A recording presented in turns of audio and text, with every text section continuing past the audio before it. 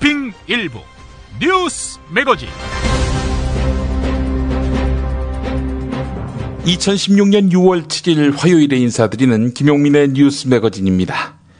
한겨레가 서울의 한 사립대 로스쿨이 서류 심사 단계에서 출신 대학을 5등급으로 나눠서 최고 등급과 최하 등급 사이에 무려 40%의 격차를 두는 등 사실상 출신 대학 등급제를 운영한 것으로 나타났다, 이렇게 보도했지요.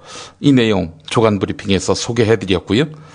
자, 그러자 참여연대 사법감시센터는 보도가 사실이라면 이건 그 로스쿨의 인가를 취소해야 할 만한 중대한 사건이다, 이러면서 강력하게 문제 삼았습니다. 서울지방변호사회도 성명을 내고 학벌에 기반하는 선발 방식은 수십 년간 법조계의 피해로 지적된 법조계 권력관계를 재생산하는 일이다, 이렇게 우려했습니다. 서울대 법대가 법조계를 지배하는 나라, 이 나라가 대물림 된다는 것이죠. 자, 이렇게 로스쿨부터 출신 학교로 사람을 차별하는 행태가 확인됐는데요. 애청자 여러분의 일상 속에서도 학벌로 인한 차별이 존재한다고 느끼셨냐? 이렇게 물어봤습니다. 김용민 트위터에서 말이죠. 어젯밤 9시 45분까지 2327명이 참여했는데요. 75%는 학벌 차별이 너무나 확연하다. 20%는 그럭저럭 느껴진다. 4%는 잘 모르겠다. 1%는 전혀 없다. 이렇게 말씀하셨습니다. 전혀 없다고 답하신 분, 어디 사시고 어디서 일하시는지 묻고 싶네요. 참여연대 공익광고부터 함께 하시고 반드시 알아야 할 뉴스로 이어가겠습니다. 여러분 안녕하십니까? 김미화 인사드립니다. 윤일병 사망사건, 국가정보원 대선 개입 사건 등은 공익제보로 진실이 세상에 알려졌습니다. 그런데 정부, 기업, 학교에서 벌어지는 부정부패를 알린 공익제보자들이 공익제보를 했다는 이유로 해고 등을 당하고요. 경제적, 정신적 고통을 겪고 있습니다. 참여연대 민주사회를 위한 변호사 모임, 인권의학연구소, 시민사회단체 연대회의는 경제적 어려움을 겪고 있는 공익제보자 여러분들께 최대 200만 원의 생계비를 6개월간 지원해 드립니다. 필요한 경우 법률 상담과 심리치료도 지원합니다. 신청기간은 7월 8일까지고요. 각 단체 홈페이지에서 신청서를 다운받아 제출 서류와 함께 참여연대로 제출하시면 됩니다. 자세한 내용은 각 단체 홈페이지 또는 참여연대 02-723-5302로 연락 주십시오. 이 사업은 아름다운 재단의 지원으로 진행됩니다.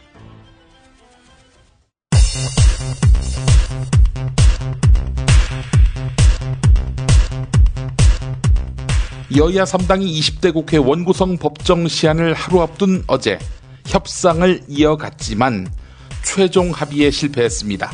오늘까지 여야 간 극적인 합의가 이루어지지 못한다면 또다시 법정 시한을 넘기게 될 가능성이 높아 보입니다. 국회의장과 핵심 상임위원장을 어느 당이 맡을지를 놓고 견해차를 좁히지 못한 것으로 전해졌습니다. 서울 메트로가 본부장급 5명 가운데 2명과 감사해서 모두 3명의 사표를 전격 수리하고 사고 관련 업무의 책임자 등 5명을 직위 해제했다고 밝혔습니다.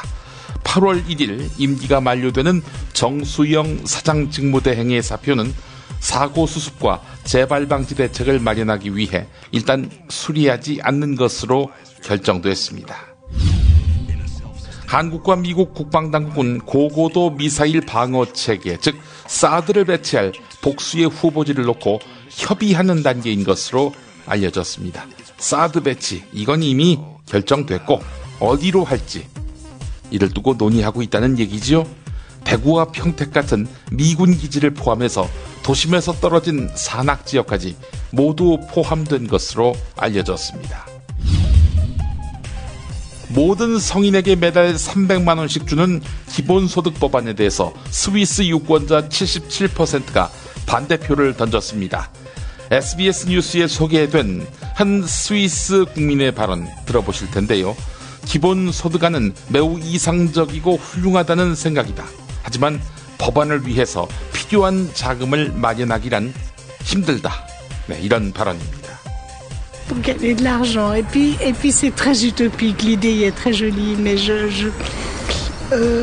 l'argent qui arrive comme ça, on ne sait pas d'où. Donc a priori, il y a bien quelqu'un qui va payer.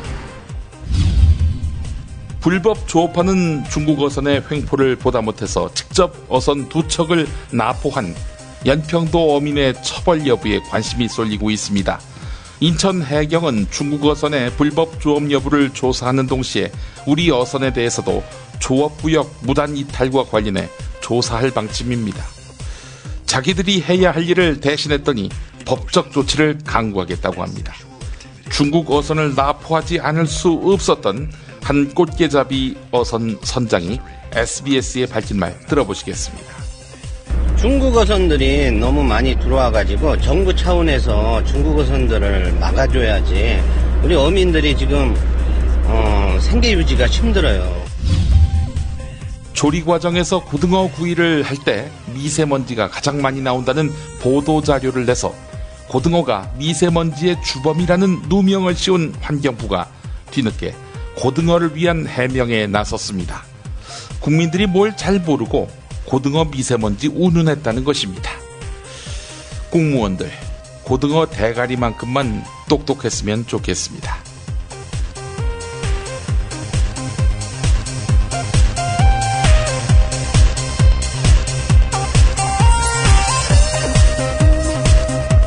김용민의 뉴스 매거진 광고 듣고 오겠습니다. 안녕하세요. 조광래 중고차 대표 조광래가 들려드리는 오늘의 한마디. 어디를 가든지 마음을 다해 가라.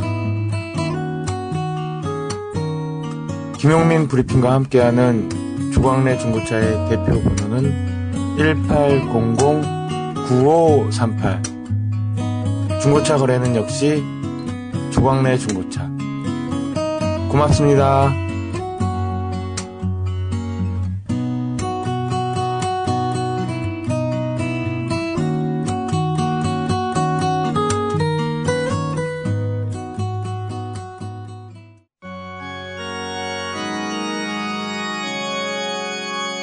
거품없는 만남, 아름다운 결혼 1600-1475 클럽센트가 맺어드립니다. 고액의 선불 가입 비용을 상상하셨나요? 1600-1475 클럽센트는 만남이 성사된 경우에만 비용을 결제하는 후불제 결혼정보 회사입니다. 10년 이상 20년 경력의 베테랑 커플 매니저가 당신의 반쪽을 어떻게 찾아드리는지 믿고 맡겨보세요. 가장 행복한 만남. 그런데 비용은 절반으로. 김용민 브리핑 듣고 가입하시면 할인도 해드립니다. 포털사이트 네이버 다음에서 클럽센트를 검색하세요. 충남 금산의 넓은 인삼밭. 정성농장을 일군 농부아버지 이정열 씨. 자연은 노력한 만큼 내어준다. 그 자연의 마음을 알기에 정성농장을 더불어 일구는 아들 이성규 씨도 아버지에게 배운 것처럼 정직하고 또 성실하게. 정성농장 홍삼은 인삼 재배부터 가공 판매까지 모두 책임지고 있습니다. 그래서 대한민국 1등 품질을 자부합니다. 검색창에 정성농장 홍삼을 검색해주세요. 정성농장 홍삼. 전화문의는 010-9754-6972. 조선의 딸로서 잘하는 죄밖에 없는데. 남북 통일 만세! 새날이 올 때가 불리한 진술을 거부할 수 있습니다. 김무성 나와! 이런 민주주의를 하라 이 새끼야!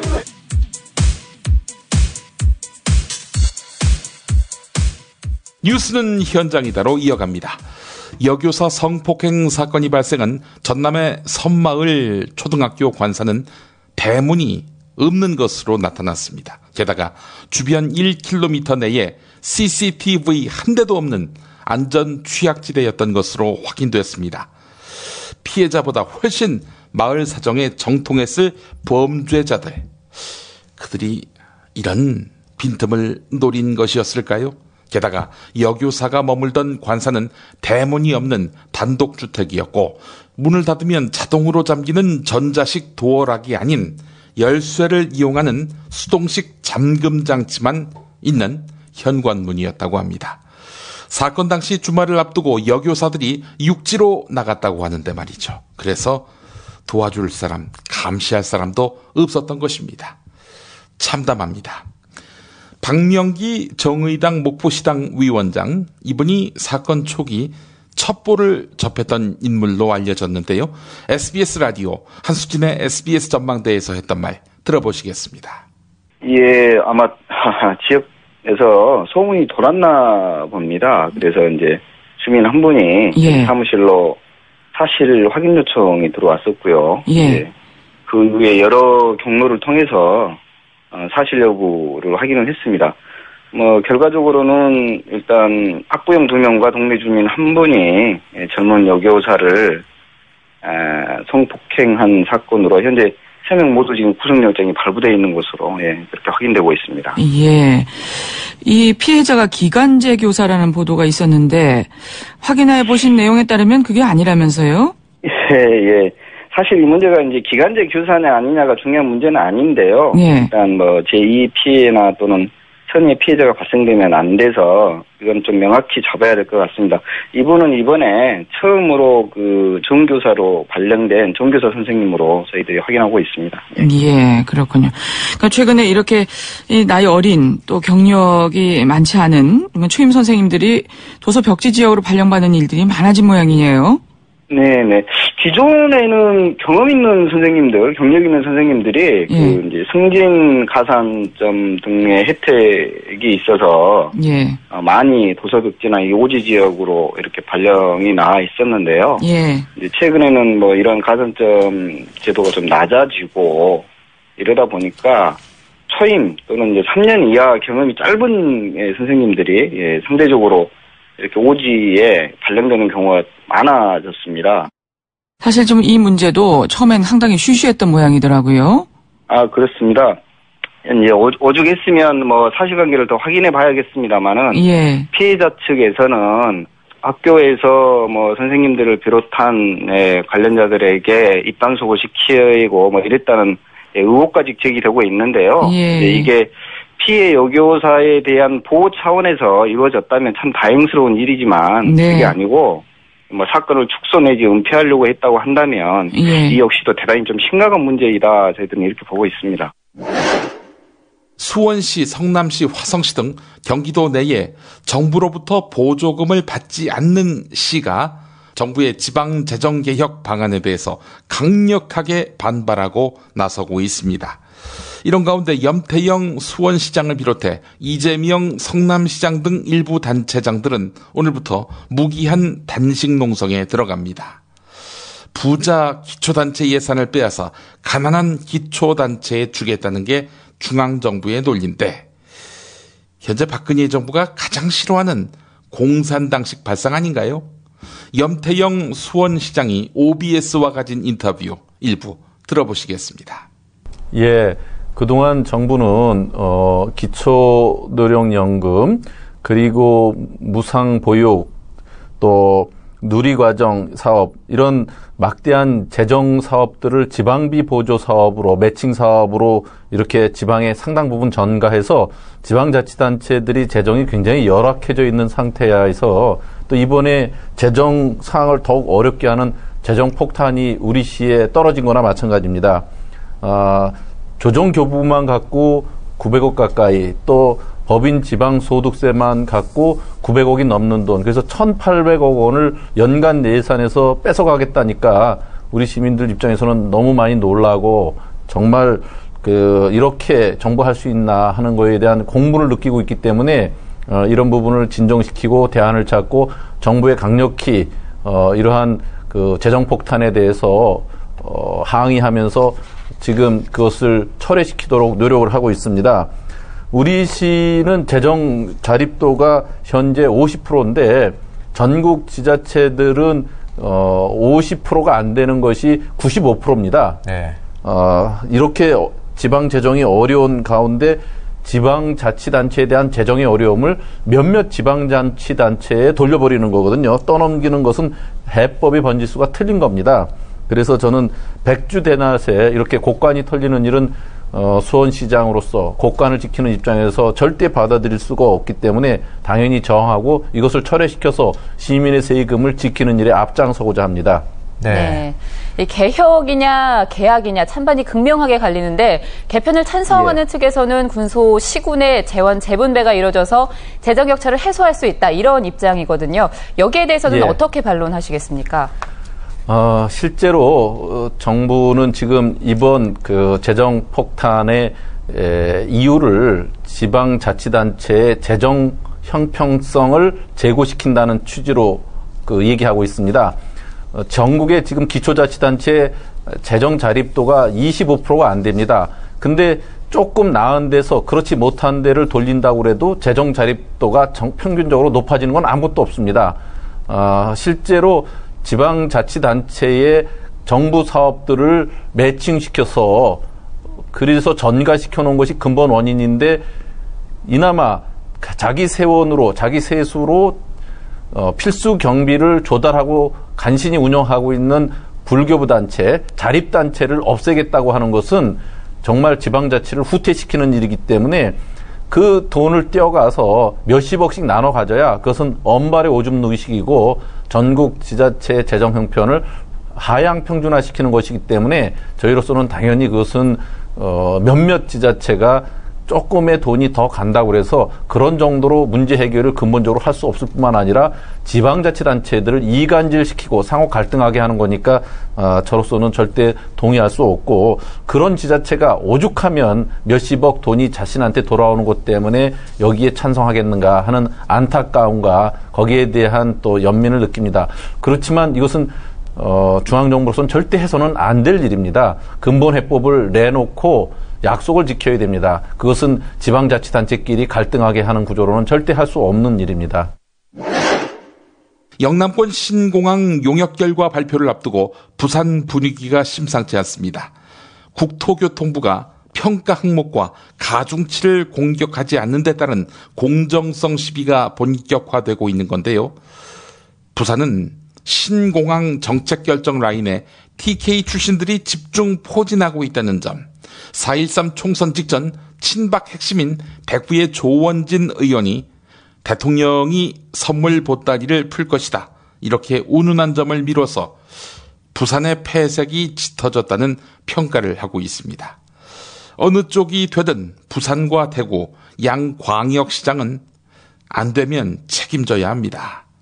둘 다 공항 유치 실패하면은 사퇴한다고 했거든요. 네, 그걸 제가 캡처했습니다. 우선 서병수 부산, 다음은 권영진 대구시장의 발언 들어보겠습니다. 위대한 부산 시대를 열기 위한 위대한 약속으로 저는 먼저 온 시민의 염원인 가덕도 신공항을 반드시 유치한다는 각오를 밝힙니다. 가덕도 신공항 건설에 저의 시장직을 걸겠습니다.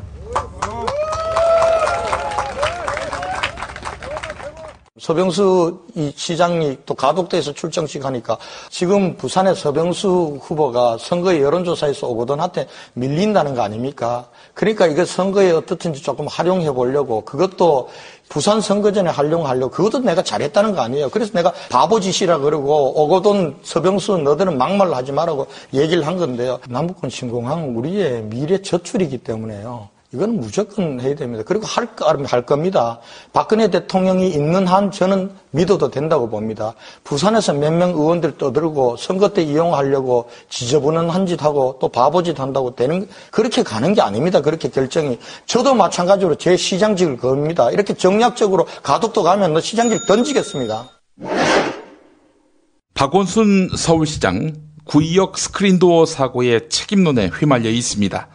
리얼미터 6월 첫 번째 주 대권 주자 지지율 주간 집계에서 6.7%를 기록했습니다. 지난주보다 1.2%포인트 내린 것입니다. TV조선에서 새누리당 출신 무소속 장제원 의원과 더불어민주당 표창원 의원이 박원순 책임론을 놓고 설전을 벌였습니다. 책임 있다 없다 이런 차원의 1차원적 토론이 아닙니다. 들어보시겠습니다. 더민주당에서도 이 부분에 대해서 통렬하게 반성할 부분이 있는 겁니다. 19대 국회에서요, 산업안전보건법이라는 게 상정이 돼 있었던 거예요.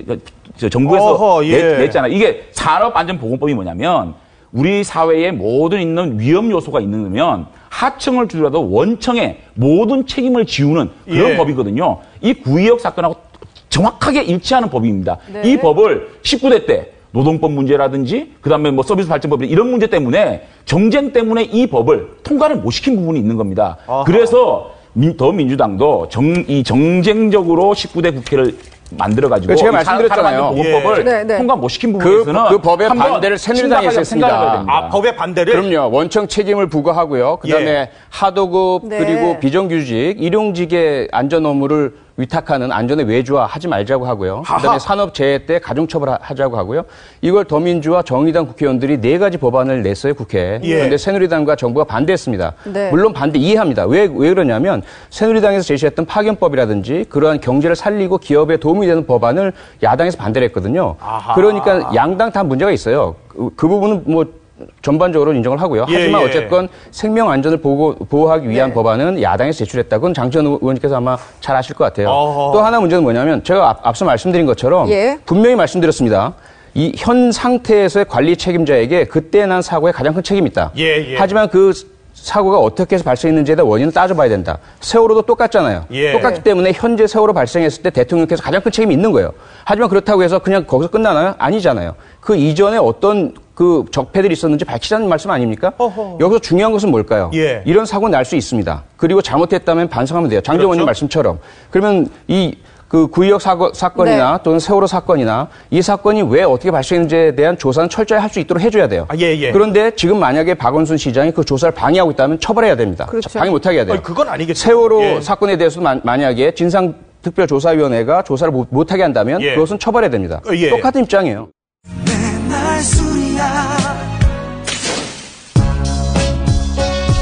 빅데이터 전문가 정영진입니다.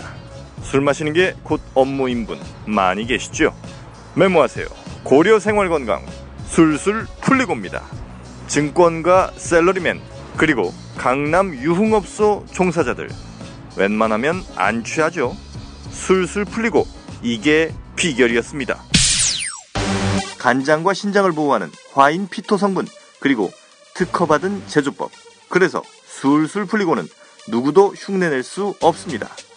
못 믿으시면 수백 개의 후기 읽어보시고 80%에 육박하는 재구매율에 주목해주세요.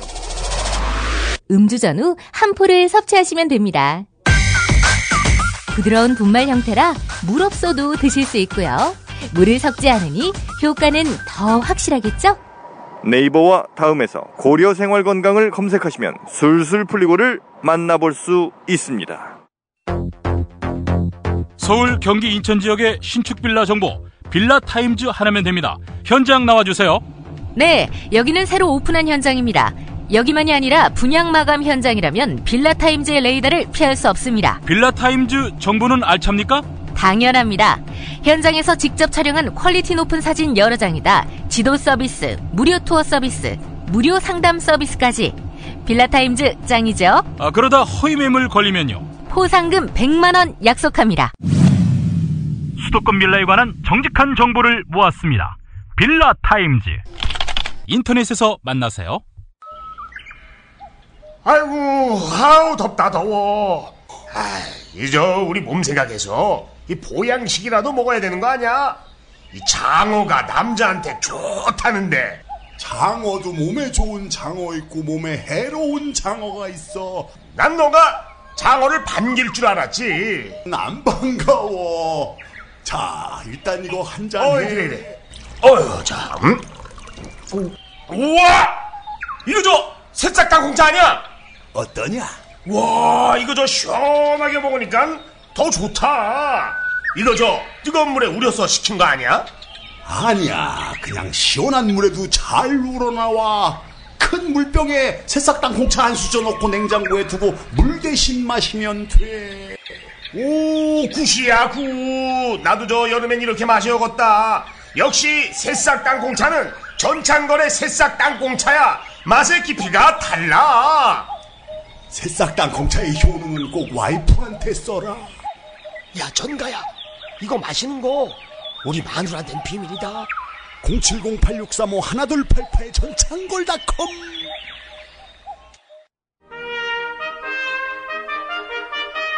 피 튀기며 박학다식을 뽐내는 퀴즈, 피박 퀴즈. 네, 오늘도 무와 환 나오셨습니다. 안녕하십니까.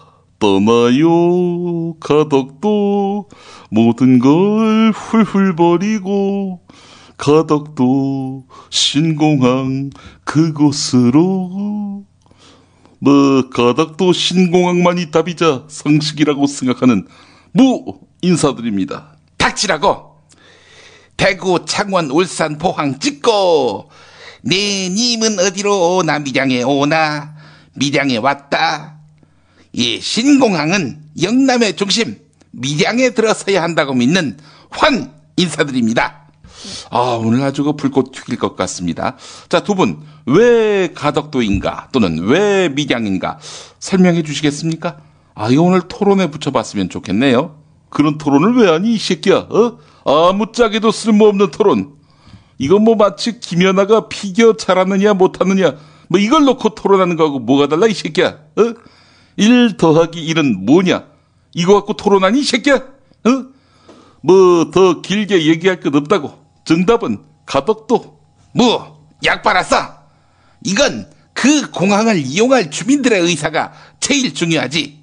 손석희와 김용민 둘 중에 누가 더 바르고 고운 말을 쓸까요? 이걸 국민투표로 붙여보라고. 그러면 밀양이 얻는 득표율과 손석희가 얻는 득표율이 같을걸? 누가 더 많이 이용하느냐? 이게 중요하지. 네, 이 신공항 문제와 관련해서 접근성 문제가 쟁점이 되더군요. 이 부분에 대해서도 한번 이야기 나눠보시겠어요? 이모처럼 사회자가 바른 말을 하는구만. 접근성이 본질이야. 영남을 위한 공항이 돼야 하는데, 그렇다면은 바닷가 저 남쪽 가덕도하고 영남 어느 도시든 심지어 부산에서도 가기 좋은 밀양하고 어디가 낫겠어? 생각해보라고. 당신 친구가 아들 결혼하니까 서울에 와라 이러는 거 하고 대전에 와라 이러는 거 하고 어떤 게 좋아? 당연히 대전이라고 할 줄 알았지, 이 새끼야. 당연히 서울이지. 아니, 왜? 서울에도 집이 있잖니, 내가. 아니, 지역구는 부산 영도 아니야?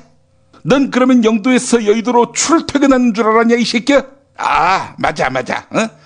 이 무가 서울에 집이 있지. 그리고 무의 사위도 서울에 집이 있잖아. 마약하던 곳. 닥쳐, 이 새끼야. 야, 너 접근성 좋아하는데 대구 사람이 KTX 타고 서울 가는 게 빠르니, 아니면 밀양까지 내려와서 수속 밟고 비행기 타고 서울 가는 게 빠르니? 정신이 없어, 이 새끼가. 나는 환희 네가 왜 밀양을 주장하는지 다 알지? 당신이 어떻게 알아? 니는 네 지역구 경산이 밀양 바로 옆 동네 아니냐? 너 이 새끼 밀양 부근에다가 땅 샀지, 이 새끼야? 야, 환아, 너 이거 알아야 한다. 비행기 타고 서울로 가는 부산 시민 95% 이상이 김해공항 없애고 밀양에다가 공항 세우면 그냥 KTX 탄대. 야, 이 새끼 너 혼자 이용할 공항을 왜 짓냐, 이 새끼야? 닥쳐! 근데 그 밀양 옆에 경산이 있는 거 어떻게 알았지? 동대구에서 부산 올 때 맨날 지나가던 코스 아니냐? 환아, 너무 속보인다. 너 이 새끼 그 소문이 있어. 공항 이름을 경산의 환상스러운 비경을 만나러 오세요 해서 경환국제공항으로 정한다는 얘기가 있어. 미쳤어. 그게 아니고 진짜 박수를 칠 수밖에 없는 공항, 진박국제공항으로 이름을 정할 거라고. 누가 주시는 선물인데? 야, 총선 때 니네 누나가 주신다는 선물이 이게야? 니네 누나는 TK 대통령이시냐, 대한민국 대통령이시냐? 그러기에 부산에서 5석이나 저쪽에다 주나? 누가 주래? 미운 자식은 떡만 주고 사랑하는 자식은 공항을 준다. 이런 말 몰라? 떡이나 먹고 떨어져? 야, 이 새끼야, 그런 말이 어딨냐, 이 새끼야. 어디긴 어딨어, 여기 있지. 지금 아주 불꽃 튀기고 있습니다. 자, 이번엔 공항의 안정성도 한번 따져볼까요? 상식적으로 생각해 보자고요. 세계 제1의 공항하면 어딥니까? 바로 영종도에 있는 우리 인천국제공항이에요. 왜 섬에다가 지었겠어요? 비행기가 사고가 나면 바닷가에 추락하는 거하고 산이나 건물에 부닥치는 거하고 차원이 다르지요. 바다에 떨어졌을 때 구조하면 살 수 있어요. 하지만 못해서 뭐하고 부딪혀봐, 씨발. 다 죽는다고, 씨발. 사방팔방이 산인 밀양. 그래서 공항을 지으려면 줄잡아 30개 가까운 산을 깎아야 하는데 밀양, 왜 그런 무리수를 두냐 이거지요. 화나, 그 산을 왜 깎니? 사과나 깎아 먹어라, 이 새끼야. 경산은 사과의 본고장 아니냐, 이 새끼야. 닥치라고! 깎는 산이 30개? 그건 당신이 은닉한 부동산 숫자겠지. 밀양은 고작 산 3개만 깎아도 돼요. 그렇게 해도 가덕도에 있는 어떤 산 깎는 것보다 흙이 덜 나온다고. 혹세무민 하지 마. 왜 10배를 뻥튀겨? 이 새끼 말 잘했네, 이 새끼. 야, 그러면은 산을 3개만 빼고 나머지는 그대로 두고 공항 짓자, 이 말이잖아, 이 새끼야. 그러면 더 위험하겠구만. 야, 화나, 조종사들이 김해공항 안 가려고 하는 이유 알아? 조종사들이 김해공항을 왜 싫어하는지 아냐고? 싫어해. 그 노무현이 고향이라서 그런 거 아닌가? 그런가? 그게 아니라 이 새끼야, 거기 김해공항 주변이 다 산 아니야, 이 새끼야. 잘못 착륙하면은 바로 산을 받아버릴 수 있기 때문이야, 이 새끼야. 실제로 산을 들이받는 일이 종종 있었다고. 훈련받은 고급 인력 조종사들이 만약에 밀양공항 만들었는데 나 밀양 안 가요? 이러면 어쩔 거야? 조종사가 안 간다고? 그러면 국토교통부 장관에 조현아 앉히면 되겠네. 응? 항공사 직원들 킬러 아니야. 닥쳐, 이 새끼야. 이거 시끄러운 새끼들 진짜. 모처럼 이님 나오셨습니다. 이님 그동안 잘 지내셨습니까? 뉴스 봤지? 내가 유승민이하고 뭔 일 좀 하려고 해. 개혁적 보수의 연구 모임이라고. 어때?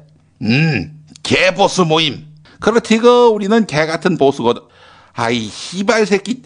너 이 새끼 유승민 쳐낸 새끼 아니야? 야, 근데 존나 고마워.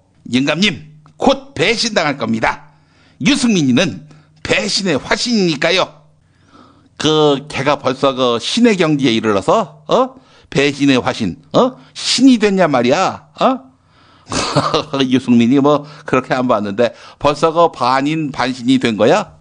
영감님, 새 당을 만드실 겁니까? 가능하다면은, 만들어야 하지 않겠어? 내가 또 1등당 만들어주기 전문가 아니냐. 무슨 1등당 만들기 전문가입니까? 어쩌다 유행이 그렇게 된 거지. 한 2석만 덜 얻었으면은 2등당 되는 거 아닙니까?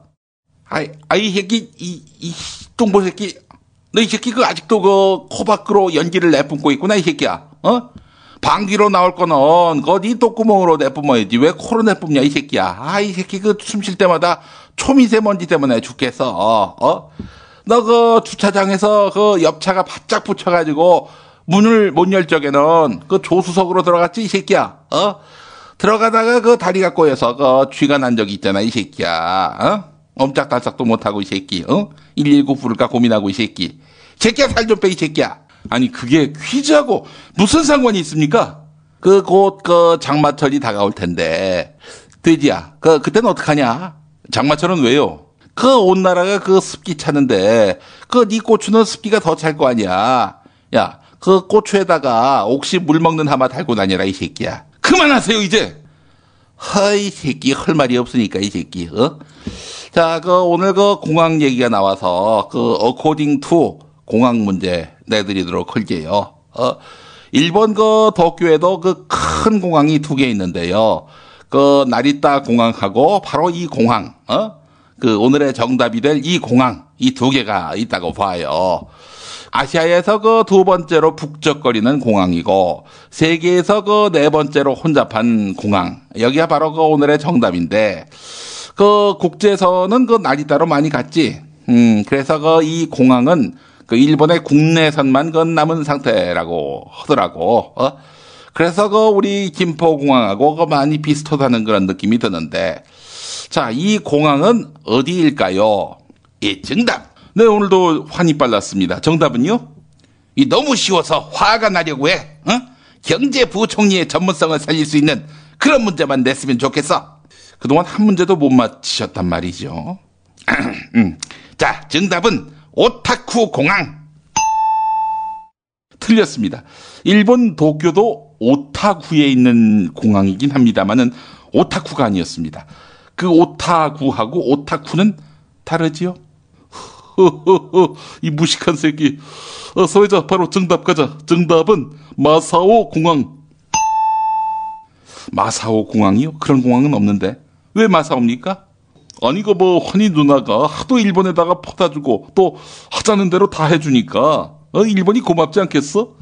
뭐 그래서 도쿄 공항 이름을 다카키 마사오 공항으로 만들어주지 않았겠나 이런 말이지. 닥치라고! 일제를 위해서 전투기 모금 활동을 하신 무! 당신 아빠를 기념하는 공항. 무의 아빠 김용주의 일본 이름 가네다를 따서 가네다 공항이라고 하면 기분 좋겠어? 죽으려고 이 새끼야.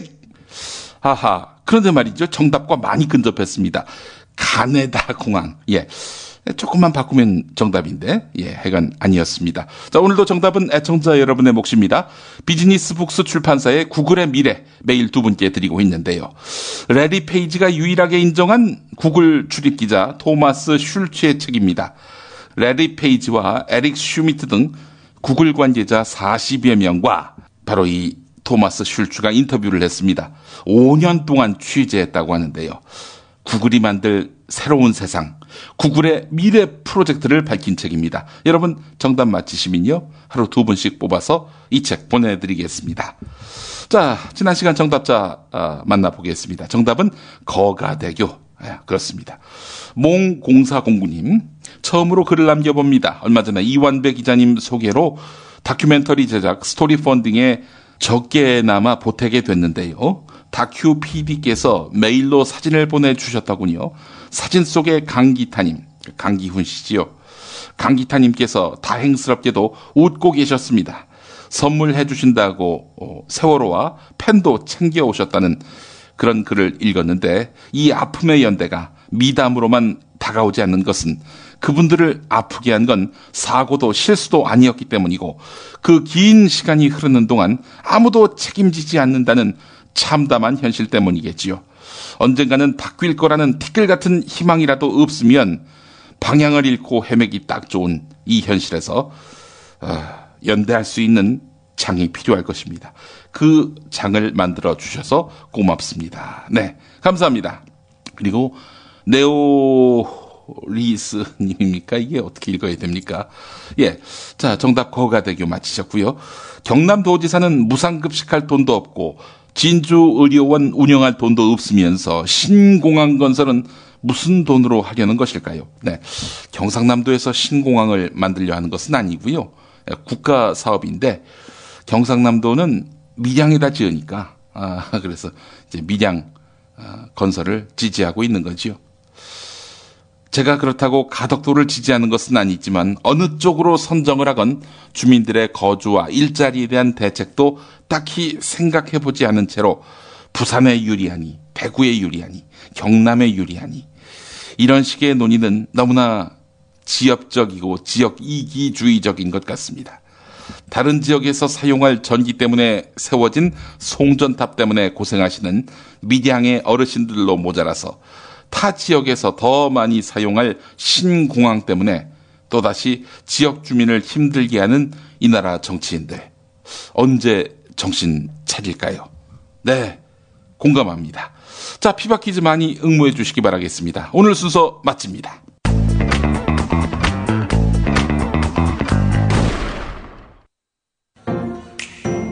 김치가 다 같은 것 같죠? 아니요, 이 남철은 진짜 다르죠. 겨울 전라도, 여름 강원도, 봄 가을 충청도 최고의 배추만 골라와야지요. 소금 영광에서 직송된 최고의 국산 천점이 기본 아닌가요? 아, 고춧가루와 파, 마늘 괴산 영천에서 건강한 놈들만 가져와야 해요. 우와, 재료가 반이라고 하던데 역시 이담채네요. 그런데 어떻게 담가야 이담채 김치 맛이 나요? 아유, 이거 비밀인데 다시마에 표고버섯, 양파, 멸치를 넣고 우려낸 육수에다가 온갖 재료를 잘 버무리고 2달 동안 저온 숙성한 양념을 써야 해요. 근데 흉내내봐야 소용없어. 30년 연구한 레시피에 30년 김치만 만든 손맛을 따라갈 수 있겠슈? 이담채 김치. 안내와 주문은 검색창에 이담채를 입력하세요. 전화는 1544-4586 1544-4586. 자기는 정말 훈남이고 자상하고 스마트한데, 그런데 잠잘 때는 아니야. 정말 아니야. 진짜 엽기야. 그럴 수밖에요. 그렇게 코를 골아대는데 본의 아닌 결례 이제 그만. 간편하고도 반영구적인 코골이 방지기구 24,000원이면 됩니다. 심한 코골이와 수면 무호흡 걱정 마세요. 99% 감소 효과를 보장합니다. 검색창에 코골이 119, 코골이 119를 입력하세요. 문의는 1566-0783. 코골이 119는 의료기기 제조 수출업체 메디슬립에서 만듭니다. 공화국 참치논평, 구이동 대양 참치를 맛보지 못한 국민 여러분은 진정한 참치 맛을 보기 위한 강도 높은 중대 조치를 취하실 계획을 표명하시고 곧장 구이동으로 달려오시기 바란다. 참치에 대한 체질적인 거부감과 적개심을 노골적으로 드러내는 분도 구이동 대양 참치에 오시면 추호도 용납할 수 없는 포악무도한 폭식 행위를 자행할 것이다. 구이동 대양 참치. 월요일 참치데이 이벤트, 화요일 참치머리 서비스로 함께합니다. 주차장 걱정 마시고요. 대중교통은 서울 지하철 2호선 구의역 2번 출구에서 5분 거리입니다.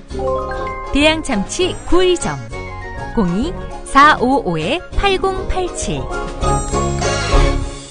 박근혜 왜 저러지? 문재인, 김무성, 안철수는 또 왜 저러지? 뉴스로는 알 수 없는 진짜 정치 현장 이야기. 한겨레 정치팀 기자들이 취재 수첩을 낱낱이 공개합니다. 본격 정치관찰 팟캐스트. 언니가 보고 있다. 팟빵에서 언니를 검색하세요. 정치 한 건에서 시간입니다. 오늘도 한겨레 정치팀 정치바의 김태규 기자 만나보겠습니다. 김태규 기자님. 예, 안녕하세요. 예. 자, 새 주간이 또 시작이 됐는데, 자, 정치권 소식. 오늘 첫 소식은 어떤 이슈로 준비하셨습니까? 예, 이제 20대 국회 개원을 앞두고 있는데요. 예. 일단은, 국회에서 가장 중요한 것은 입법 과정 아니겠습니까? 그렇죠. 네, 19대 국회에서 조금 인상적이었던 입법 과정을 좀 되짚어보는 형식으로 조금 더 바람직한 20대 국회 활동을 좀 기대해 보려고 하는데요. 예, 예. 이른바 그 원샷법이라고 있었습니다. 19대 국회 마지막에 통과된 기업 활력 제고를 위한 특별법인데요. 예. 이 내용의 핵심은 뭐냐면 기업이 사업구조 재편을 할 때, 그래서 다른 작은 기업을 합병을 할 때, 원래는 주주총회 등을 열어서 그 추인을 받아야 되는데, 그것을 좀 더 간편하게 그 추인을 받게 하는, 그래서 사업구조 재편을 좀 편리하게 할 수 있게 하는 그런 법안입니다. 요건 이제 원래 상법이나 세법, 공정거래법에 산재에 있는 조항을 다 뛰어넘은 특별법 형식이기 때문에 사업구조 재편을 한 방에 할 수 있다. 이렇게 해서 그 원샷법이라는 별칭을 이제 얻었는데요. 예.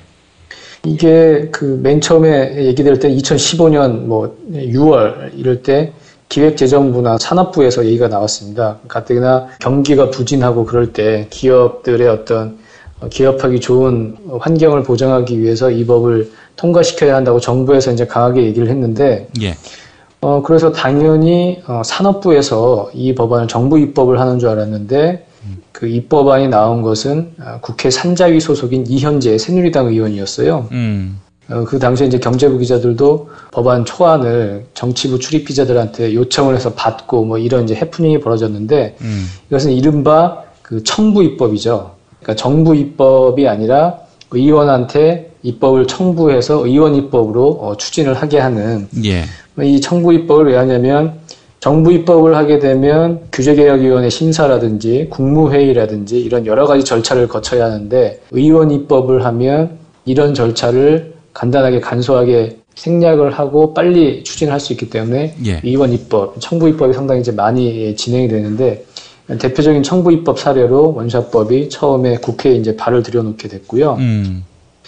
근데 이 부분을 이제 하다 보니까 야당이 보기에는 대기업이 이 원샷법을 활용해서 불법적인 경영권 승계라든지 뭐 이렇게 좀 악용할 소지가 있다. 다른 기업을 인수하고 합병하는 과정에서 야당에서는 이걸 이제 반대를 했고 당시 그 산자위원장 직무대행이었던 홍영표 의원이 이걸 좀 강하게 반대를 했죠. 이러다 보니까 이제 그 언론의 이제 공세가 시작이 되는 겁니다. 그 경제 살리기에 발목을 잡는다고 해서 대통령은 밖에 나가서 거리에 서명에 이제 참여를 하고요. 언론에서는 그 야당 간사위원장인 홍영표 의원을 이제 비판을 하고 대기업이 주요 주주로 있는 한국경제에서는 2015년 12월 9일치에 이런 그 보도를 했습니다. 기업 활력법 팽개치고 지역구에 간 야당 간사 홍영표 의원을 이제 지칭하는 건데요. 예. 홍영표 의원이 이제 인천이 지역구잖아요.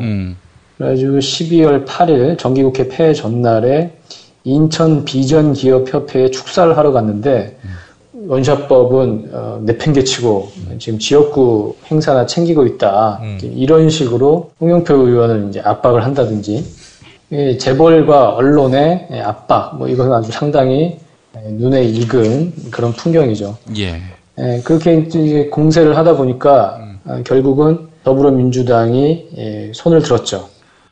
그래서 해가 지난 2016년 1월 21일 정기국회는 다 끝났는데 다시 또 이제 임시국회를 열어가지고 이제 더불어민주당이 그걸 처리하겠다고 그 방침을 발표를 하는데 이종걸 원내대표와 이목희 정책위 의장이 이제 기자간담회를 자청했습니다.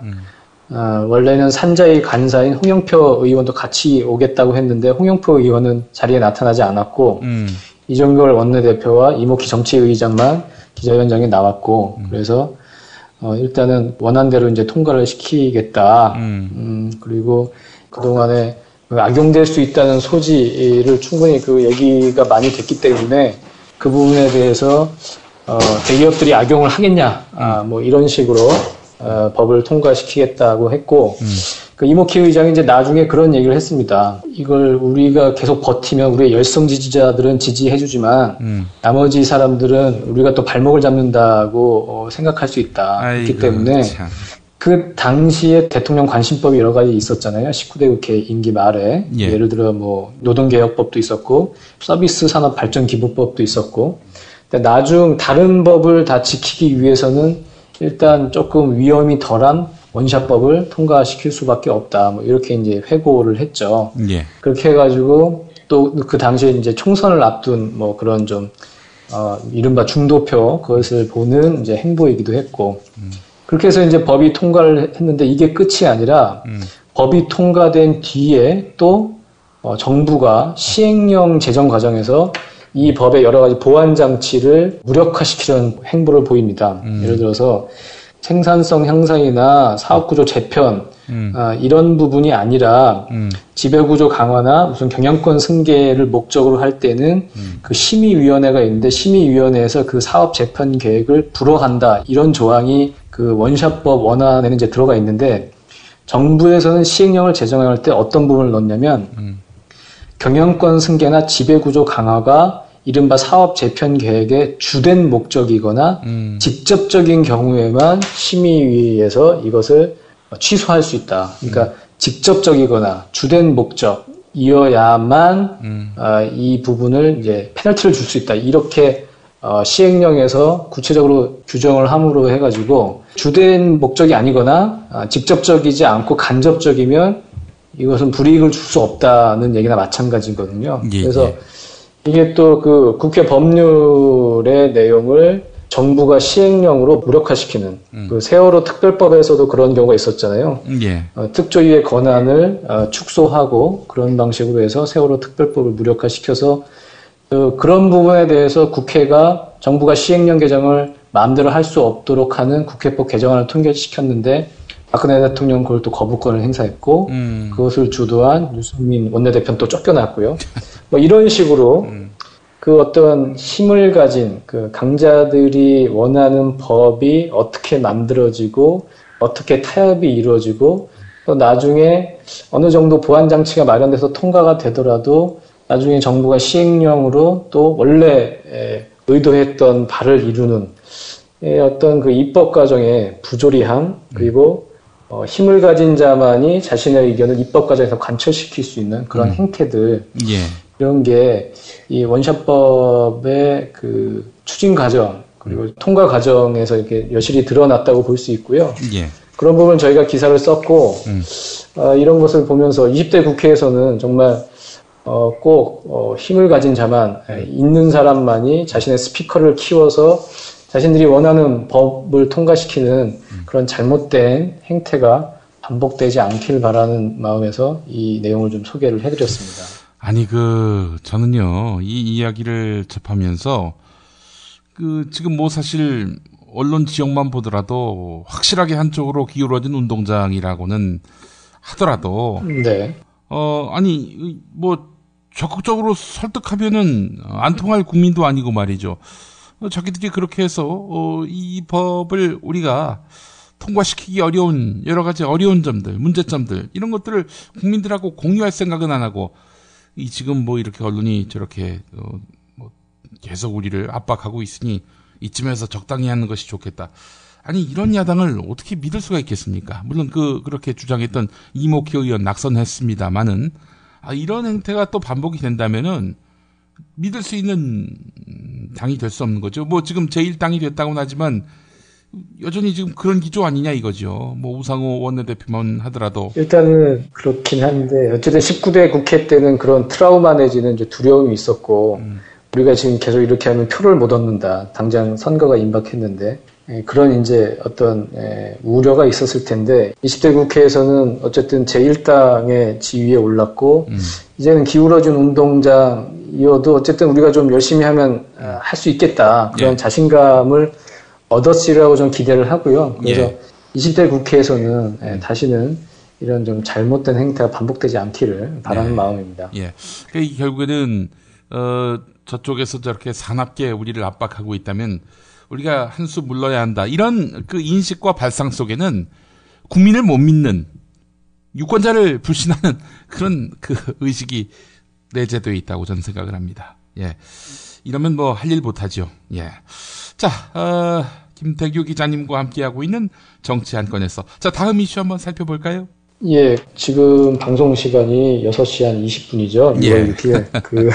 국회 원구성 협상이 안 될 것 같다가 지금 상황에서는 일단 그 원내 수석들 사이에서는 어느 정도 러프하게 의견 접근이 이루어졌다고 하고 이제 원내 대표들한테 이제 추인을 받으러 가는 상황인데 어쨌든 뭐 원구성 협상은 조금 유동적인 것 같습니다. 그 새누리당이 국회의장직 양보할 수 있다 이런 식의 입장을 표명했다는 보도를 봤는데요, 맞습니까? 지금 의견이 어느 정도 접근했다는 점을 보면 일단은 그 방향인 것 같아요. 그게 안 되고서는 더불어민주당에서는 그 부분은 도저히 양보할 수가 없는 상황이잖아요. 그 부분은 조금 의견 접근이 이루어진 것 같고 일단 해서 원구성 협상의 결론은 제가 지금 말씀 이제 못 드리는 상황인데요. 일단 이런 그 원구성 협상이 뭐 여러 가지 난항을 겪곤 있지만 각 정당이 각각의 지금 입법 경쟁을 지금 치열하게 좀 벌이고 있습니다. 그래서 지금 주요하게 밀고 있는 그 법안들을 좀 소개를 해드리려고 하는데요. 더불어민주당 정책위에서는 그 원구성 협상이 끝나는 대로 대기업 법인세율을 22%에서 3%포인트 인상하는 방안을 지금 추진하려고 합니다. 법인세 감면은 이명박 정부 때 이루어졌죠. 기업하기 좋은 나라, 기업이 먼저 살아야 국민경제가 산다는 그 낙수 효과를 얘기를 하면서 법인세부터 이제 깎아줬는데 아무런 효과가 없이 지금 세수만 줄어들고 곳간만 지금 비어 있다는 그런 그래서 지금 복지 정책도 제대로 펴지 못하는 그 여러 상황이 벌어지고 있지 않습니까? 예. 그렇기 때문에 더불어민주당은 법인세율을 이명박 정부 이전 수준인 25%로 돌리는 그 법안을 강력하게 추진을 하고 있고요. 그 국민의당은 그 실손 의료보험의 보험료 인상률을 적정화하는 민간의료보험법 제정을 지금 당론으로 채택했습니다. 그동안 그 실손 의료보험은 보험료 인상률을 보험사 자체적으로 지금 결정을 해왔는데요. 예. 국민의당이 그 마련한 민간의료보험법에서는 전문가와 일반 국민들이 참여해서 그런 그 공공위원회를 꾸려서 거기서 그 보험료 인상률을 결정하는 이런 이제 내용입니다. 예. 그리고 그 새누리당에서는 지금 조경태 의원이 발의한 유통산업발전법이 눈에 띄는데요. 예. 이 법은 대형마트나 백화점 개설을 그 현행 등록제에서 허가제로 변경하고 그 전통시장과 골목 상권 주변의 1km 이내에서는 660제곱미터 이상의 중형 슈퍼마켓도 들어서지 못하도록 제한하는 그런 내용이 핵심입니다. 예. 그 조경태 의원이 새누리당으로 갔는데도 상당히 좀 좋은 법안을 발의를 해서 그래도 사선 의원으로서 어느 정도 역할을 하는구나 그런 생각을 하게 하네요. 네. 예. 그것만 잘하면 안 되죠. 예. 예. 아니, 한 가지만 더 여쭤보겠습니다. 지금 동남권 신공항, 부산에서는 이렇게 말하고요. 대구에서는 영남권 신공항 이렇게 말하고 있는데, 이 이슈 상당한 휘발력이 있다고 좀 보거든요. 김태규 기자님 어떻게 보십니까? 저도 그 부분을 좀 들여다봐야겠다고 생각을 하고 있고요. 예. 그 양쪽의 그 논리가 나름의 어떤 정합성, 논리성을 가지고 지금 부딪히고 있는 것 같은데, 일단은 정치적인 논리로 보자면, 만약에 TK 밀양으로 가게 된다면, 부산 쪽의 민심 위반이 좀 상당히 심각하겠죠. 그리고, 예. 이거는 단순히 집안 싸움의 문제가 아니라 지금 부산에서, 이미 지금 5명의 더불어민주당 의원이 탄생했기 때문에, 예. 이건 단순히 새누리당 내부의 집안 싸움이 아니라 여야 갈등의 소지가 또 있는 이슈라서 예. 상당히 좀 휘발력이 있어 보이고요.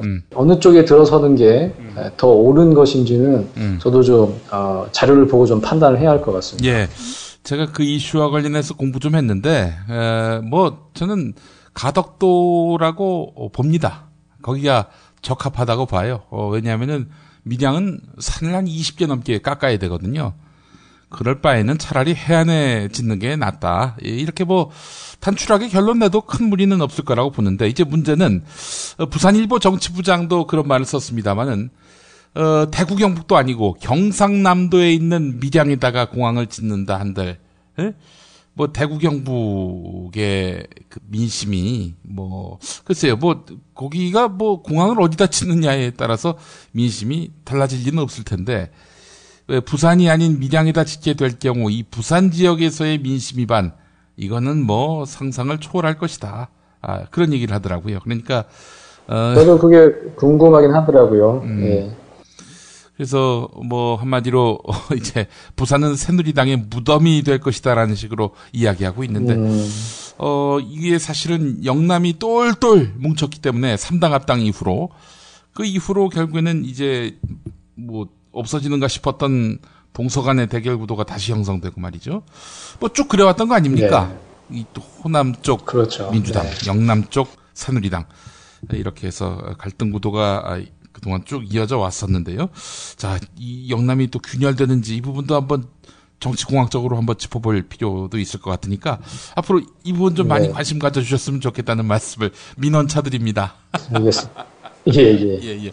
그리고 저 뉴스 한 가지만 제가 전해드리겠습니다. 그 엊그제 박근혜 대통령이 이제 순방을 마치고 귀국했을 때 김희옥 새누리당 혁신비대위원장이 영접을 나갔어요. 그래서 박근혜 대통령이 나갈 때는 정진석 원내대표가 공항에 이제 마중을 나갔는데 들어올 때는 김희옥 비대위원장이 나갔고 그래서 박지원 원내대표가 정진석 원내대표한테 물어봤답니다.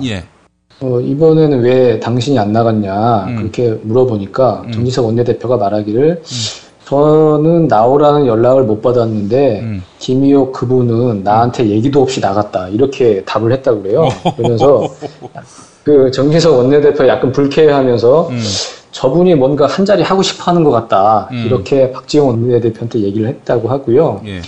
박지원 원내대표 역시 김희옥 비대위원장이 국무총리라도 하고 싶어하는 거 아니냐 이런 얘기들을 이제 그 기자간담회 자리에서 얘기를 했고 국민의당에서는 이제 그런 내용의 이제 논평을 냈습니다. 어제죠. 어제 국민의당 대변인 논평이 어떤 내용이었냐면 그 불과 2달 안에 새누리당의 혁신을 완수해야 할 바쁜 김희옥 새누리당 비대위원장이 박근혜 대통령의 공항 영접을 나간 것은 연불보다 잿밥에 더 관심이 많은 것 아니냐 하는 의심을 살만하다.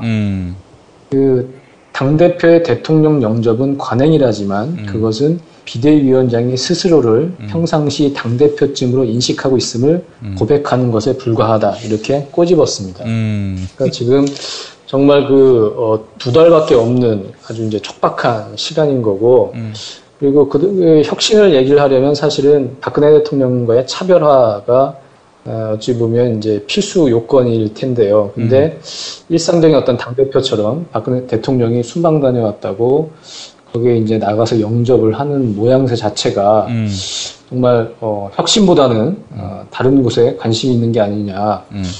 그런 의심을 하기에 충분한 풍경이 아닌가 그런 생각이 듭니다. 예. 저는 박근혜 대통령이 이분은 누구시죠? 혹시 그러지 않았을까 생각했었는데. 예. 아니 국민들도 잘 모르는데. 아니 어느 날 갑자기 새누리당이 지금 당대표 아닙니까? 어느 날 갑자기. 예?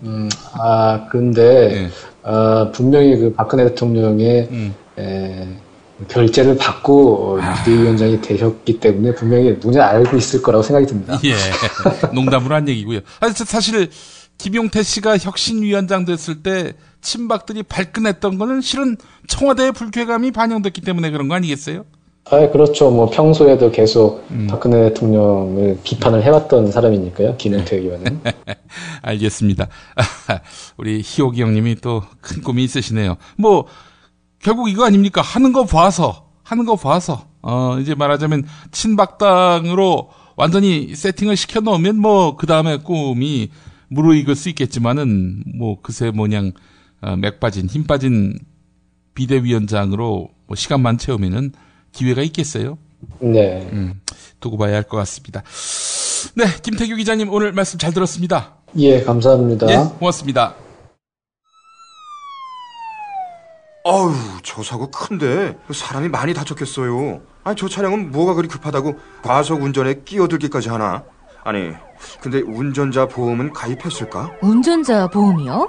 저런 인사사고 때에는 상대방한테 형사 합의금을 지불해주는 운전자 보험 말이에요. 변호사 비용도 주고 벌금도 보장해주는 운전자 보험. 자동차 보험에서 보장해주지 않는 대인 합의금을 보장해주는 보험 말이에요? 그거 굉장히 비싸지 않나요? 아니에요. 난 7,000원 운전자 보험 카페에서 가입했는걸요. 뭐라고요? 7,000원 운전자 보험 카페? 홈쇼핑에서도 월 2만 원에서 3만 원이던데. 버스도 승합차도 트럭도 자가용이라면 7,000원 운전자 보험 카페. 우와, 대박. 비싼 보험료 때문에 힘드시죠? 풀보장 운전자 보험을 저렴하게 만나는 가장 좋은 방법. 다음 네이버 카페에서 7,000원 운전자 보험을 검색해보세요. 전화문의는 02-849-9730.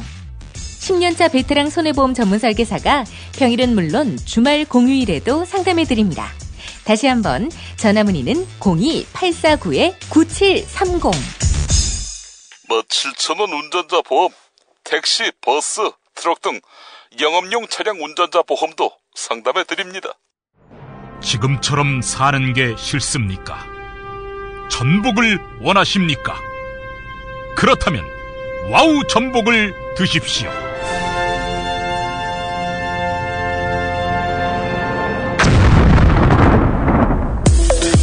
와우! 전복을 먹으면 입맛 잃고 무기력했던 삶이 전복되고 시름시름하던 몸 상태가 전복됩니다. 답답하십니까? 전복하세요. 100% 완도에서 잡은 전복 중에 전복. 와우 전복. 한 번 맛보면 또 찾게 되는 와우 전복. 네이버에서 와우 전복, 와우 전복을 입력하세요. 전화번호는 010-2443-0818. 6살 하늘이 밥을 잘 안 먹어요. 엄마, 나 이거 맛이 없어요. 그만 먹을래요. 엄마의 걱정은 점점 더해가는데요. 그런데 이때 택배입니다. 연지연 곰탕이 배달됐어요. 직접 도끼로 팬 장작불 위에 한우 사골과 도가니를 가마솥에 한가득 넣고 24시간 끓인 진구 연지연 곰탕이 하늘이 입에 들어가는 순간, 아, 맛있다. 엄마 한 그릇 더 주세요. 하늘이의 밥도둑 연지연 곰탕. 조미료 같은 첨가물이 전혀 들어가지 않아 엄마의 기쁨은 더하답니다. 연지연 곰탕은 강화군에서 김포시 방향으로 강화대교 건너자마자 있습니다. 한우 사골로 정성껏 구워 만든 연지연 곰탕. 한 그릇에 8,000원입니다. 7팩 이상 무료 배송합니다. 주문 전화는 010-7252-1114 010-7252-1114.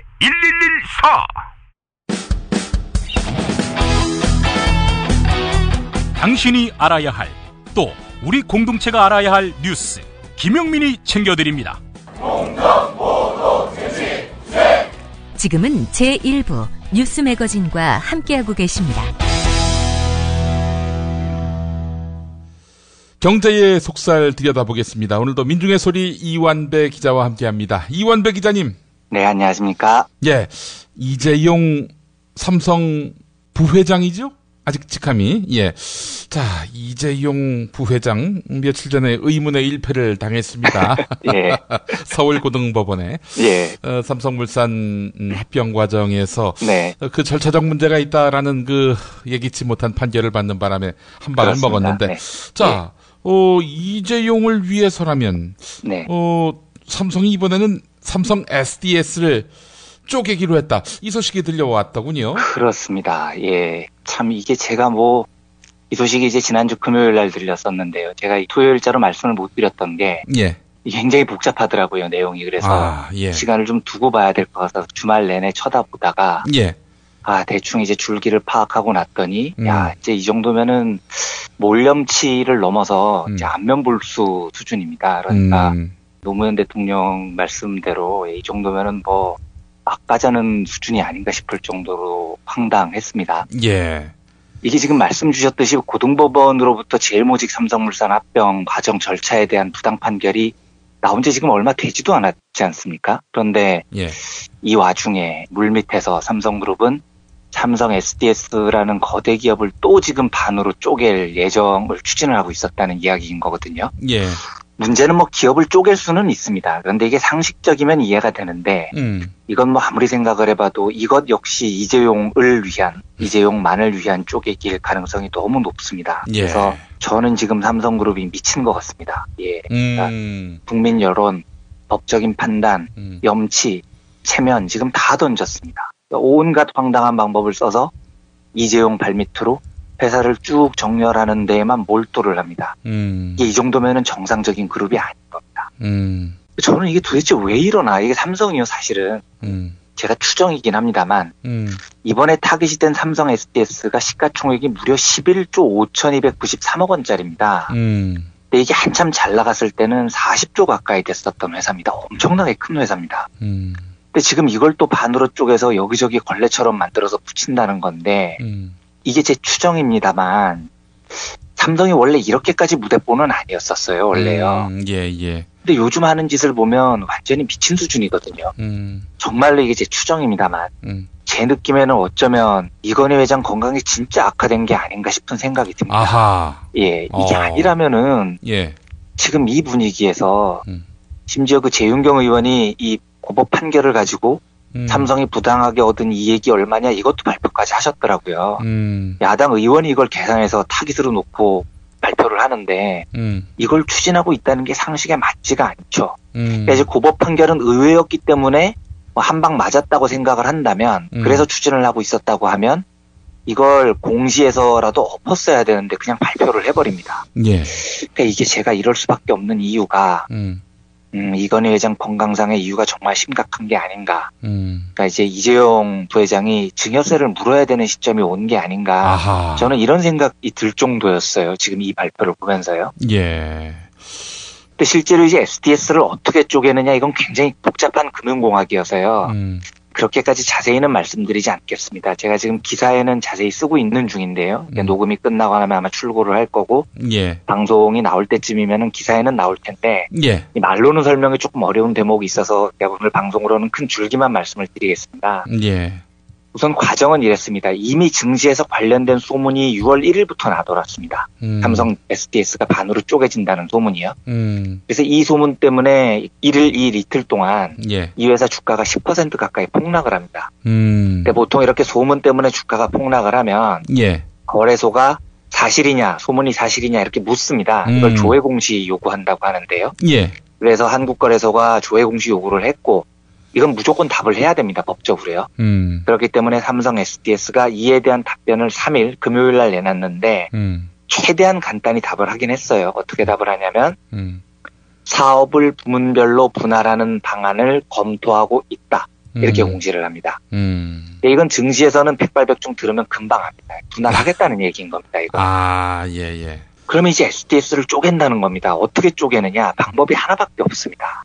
이 회사가 그 시스템 통합이라는 걸 하는 회사거든요. 예. IT 분야라고 그냥 간단히 생각을 하시면 되는데요.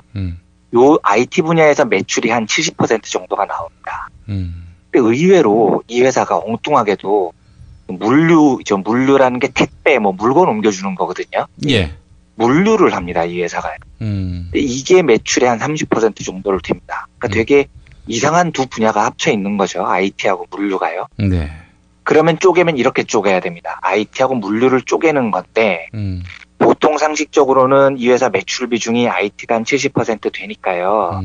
IT가 핵심이겠구나 이렇게 생각을 하실 가능성이 높지만 사실이 아닙니다. 지금 IT 분야는 계속 축소가 되고 있습니다. 반면에 물류는 계속 확대가 되고 있습니다. 예. 그러니까 지금 어떻게 쪼개서 어떻게 합친다는 거냐면 물류와 IT를 쪼갠 뒤 물류를 지금 삼성의 지주회사인 삼성물산하고 합병을 한다는 겁니다. 근데 삼성물산은 이재용의 회사거든요. 예. 그러니까 쉽게 말씀드리면 지금 삼성 SDS 중에 알짜 분야를 떼서 이재용 회사로 몰아준다는 겁니다. 이게 아주 간단히 긴 복잡한 과정을 요약하면 이렇습니다. 실제로 이 회사의 IT 분야 3년 동안 매출을 따져보면요. 2013년에는 73.9%였는데 14년 69.6%, 15년 66.8% 계속 줄어듭니다. 반면에 물류 매출 비중은 2013년 26.1%, 14년 30.4%, 15년 33.2% 계속 높아지죠. 그러니까 딱 봐도 느낌으로 봐도 물류가 커지고 있는 겁니다. 그런데 이 IT 분야라는 게요, 이 회사가 하고 있는 IT 분야라는 게 무슨 대단한 그 정보 기술을 하는 게 아니고요. 각 회사에 가서 시스템 통합해주는 서비스 같은 건데요. 예. 이게 지금 삼성 SDS가 매출을 어디서 올리냐면 전부 계열사들로부터 매출을 올립니다. 그러니까 삼성그룹 계열사 중에 시스템 통합할 일 있으면 삼성 SDS 불러서 시키는 거고요.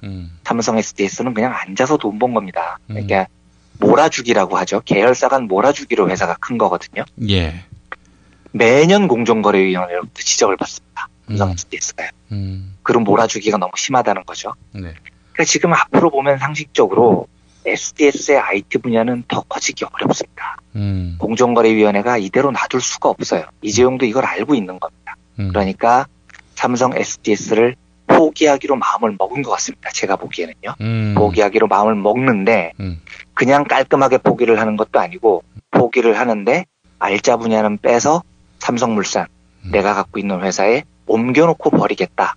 이런 시그널 같습니다. 전체적으로 보면은요. 정말 야비한 거죠. 예, 정말 야비한 겁니다. 버리는 것도 무책임한 일인데 이게 왜 버리느냐는 추정이 나오냐면 이미 올해 초에 이재용 부회장이 SDS의 지분을 2% 정도 팔았어요. 예. 돈을 마련을 한다고 한 3천억 정도 어치를 팔았습니다. 그런데 최대 주주가 주식을 판다는 건 굉장히 안 좋은 시그널이거든요. 그렇죠. 아무래도. 예, 이재용이 삼성물산이나 삼성전자는 죽어도 안 팝니다.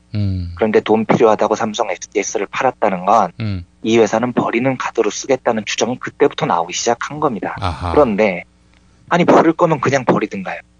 버리는데 그 회사의 알짜는 떼서 내가 지배하는 회사 밑으로 집어넣고 버리겠다고 하는 거니 이게 참 진짜 모양새가 정말로 야비해져 버린 거죠. 예. 실제로 이제 1, 2 이틀 동안 버린다는 소문이 나돌았을 때 주가가 10% 가까이 폭락했고요. 그리고 이제 3일 삼성 SDS가 공론화를 했죠. 예, 사업 분할 검토하고 있습니다. 이날 하루만 10.78% 주가가 빠졌습니다.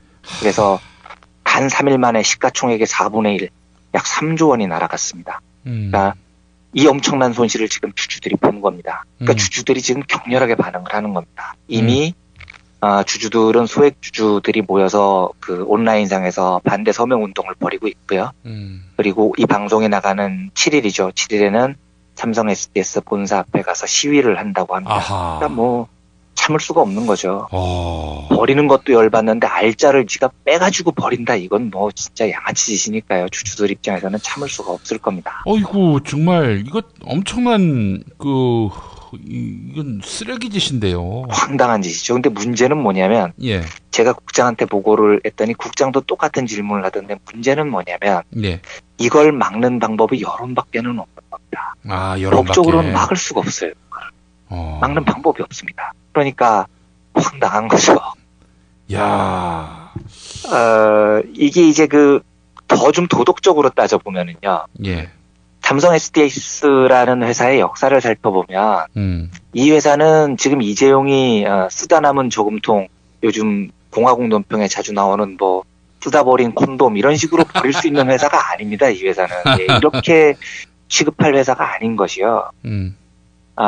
이재용이 이 회사 주식을 200만 주를 1998년인가에 인수를 하는데 얼마에 인수를 하냐면 7,150원에 인수를 합니다. 예. 그런데 당시에 이게 뭐 신주인수권부 사채 이렇게 복잡한 과정을 거치는데요. 이재용이 잘 쓰던 방법이었습니다만 그 당시 가격으로만 해도 이 회사가 5만 원이 넘는 가치였었어요. 예. 그런데 이거를 비상장 회사라는 이유만으로 단돈 7,150원에 이재용한테 다 몰아주죠. 이재용이 이때 딱 한 70억 원 정도 내거든요. 예.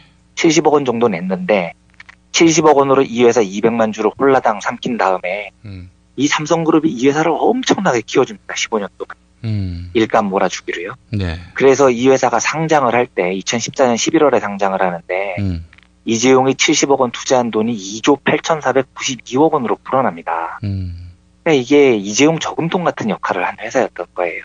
온갖 편법으로요. 예. 제가 이렇게 말씀드리면 참 실감을 잘 못하시더라고요. 이재용이 지금 9조 원대의 자산가인데 제가 이 방송에서도 자주 말씀드렸습니다만 이재용 재산의 출발은 60억 원이었었거든요. 60억 원이 9조 원이 된 겁니다. 이 말이 안 되지 않습니까? 지금 그렇죠. 예. 실제로 제 통장에 한 60만 원이 있거든요.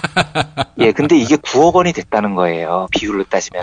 그러네 보니까. 말이 안 되는 거거든요. 그런데 이건 이재용이 해낸 겁니다. 아무 자기의 노력 없이 그룹의 도움만으로요. 그리고 이 과정에서 핵심 역할을 했었던 것이 바로 삼성 SDS입니다. 그런데 이 SDS를 이제는 패대기를 치는데 그중에 알짜는 자기가 싹 먹고 패대기를 치겠다는 거고요.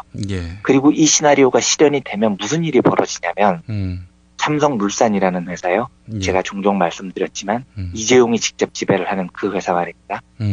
건설, 무역, 패션, 놀이동산 하는데 지금 바이오도 자회사를 거의 100%로 두고 있거든요. 예. 여기에 이제 물류까지 붙이는 겁니다.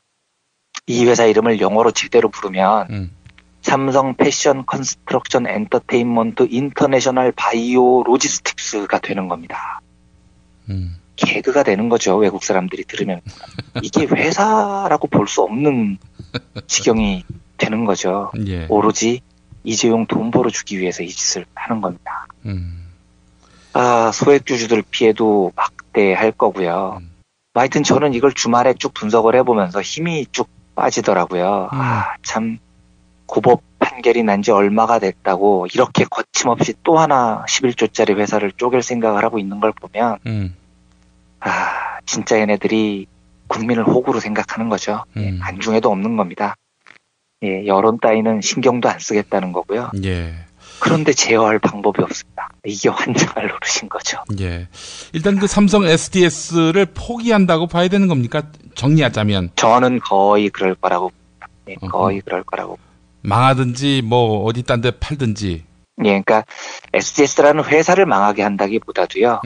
지금 이제 이재용 부회장은 만약에 이건희 회장이 돌아가시면 4%에 가까운 삼성전자 지분을 받아야 돼요. 예. 이게 한 8조 원 정도 되는데 예. 증여세를 한 3조 원 정도 내야 됩니다. 이 3조 원이 없어요. 예. 이재용 부회장이. 예. 어디서 무슨 주식을 팔아서 내야 됩니다. 예. 저는 그게 SDS 주식이 될 가능성이 굉장히 높다고 봅니다. 왜냐하면 이미 SDS 지분을 2% 정리를 했고요. 예. 지금 분할 이야기까지 나오는 걸 보면 그 3조 원의 증여세는 이재용이 SDS 주식을 파는 방식으로 마련을 할 가능성이 굉장히 높아 보입니다. 단 알짜는 삼성물산으로 옮겨놓은 다음에 그렇게 할 가능성이 높다는 거고요. 그러니까 제가 지금 이걸 하는 걸 보면 이건희 회장 건강이 진짜 위험한 게 아닌가 싶은 생각이 드는 겁니다. 그러니까 증여를 받으면 1년인가 이내에 세금 내야 되거든요. 예. 근데 어찌됐건 돈은 마련해야 되고 참 제어할 방법이 없다는 게 되게 안타까웠고요. 예. 예. 그 증여세 못 내면은 자기 게 아니게 됩니까? 그렇죠. 증여세는 뭐 어떻게 해서든지 내야 될 겁니다. 그리고 그게 굉장히 크거든요. 삼성전자 지분 이건희 회장이 가지고 있는 3.5% 될 텐데요. 예. 굉장히 큰 지분입니다. 지금 이재용 부회장이 삼성전자 지분이 1%도 안 되기 때문에요. 반드시 받아와야 되는 지분이어서 예. 증여세를 반드시 내게 될 겁니다. 예. 아, 이게 아주 뭐 추론의 영역이긴 하지만 굉장히 논리적 얼개가 있습니다. 네, 그리고 실제로 SDS를 포기할 거라는 추론은 지금 증시에서 대부분이 하고 있기 때문에 회사 주가가 이렇게 폭락을 하는 겁니다. 이게 저 혼자만의 추론이 아닌 거죠. 예. 예. 뭐 이제 회사 앞에서 집회를 연다 이런 얘기도 나오고 있지만은 네. 중요한 것은 김용민 브리핑, 민중의 소리 등을 제외하고는 보도를 할까요? 그러니까 이렇게 적나라하게 보도를 하지 못하겠죠. 그런데 지난해 그 제일모직 삼성물산 합병 때 예. 한번 우리 주주들이 굉장히 똑똑해져서요. 그러니까 작년에는 재밌었던 게 삼성물산하고 제일모직이 합병을 할 때 삼성물산이 손해를 보는 거였거든요. 엄청난 손해를 보는 거였는데 합병 발표 당일날 삼성물산도 상한가를 올랐습니다. 그러니까 주주들이 몰랐던 거죠. 실제로 예. 자기들이 손해를 본다는 걸요. 그런데 이제 논란이 벌어지고 헤지펀드가 들어오고 나서 사실이 밝혀지니 삼성물산이 엄청나게 손해였다. 이후에 이제 주가가 폭락을 했고요. 근데 이후에 이제 우리 주주들이 굉장히 현명해져서 만약에 이재용 부회장이 이런 식으로 삼성 SDS를 쪼개면 삼성 SDS 주주들이 심각한 피해를 본다는 걸 벌써 주주들이 알고 있는 겁니다. 그러니까 이미 이제 주가가 폭락을 하게 된 거고요. 주주들이 벌써 집회를 한다고 하는 거고요. 예.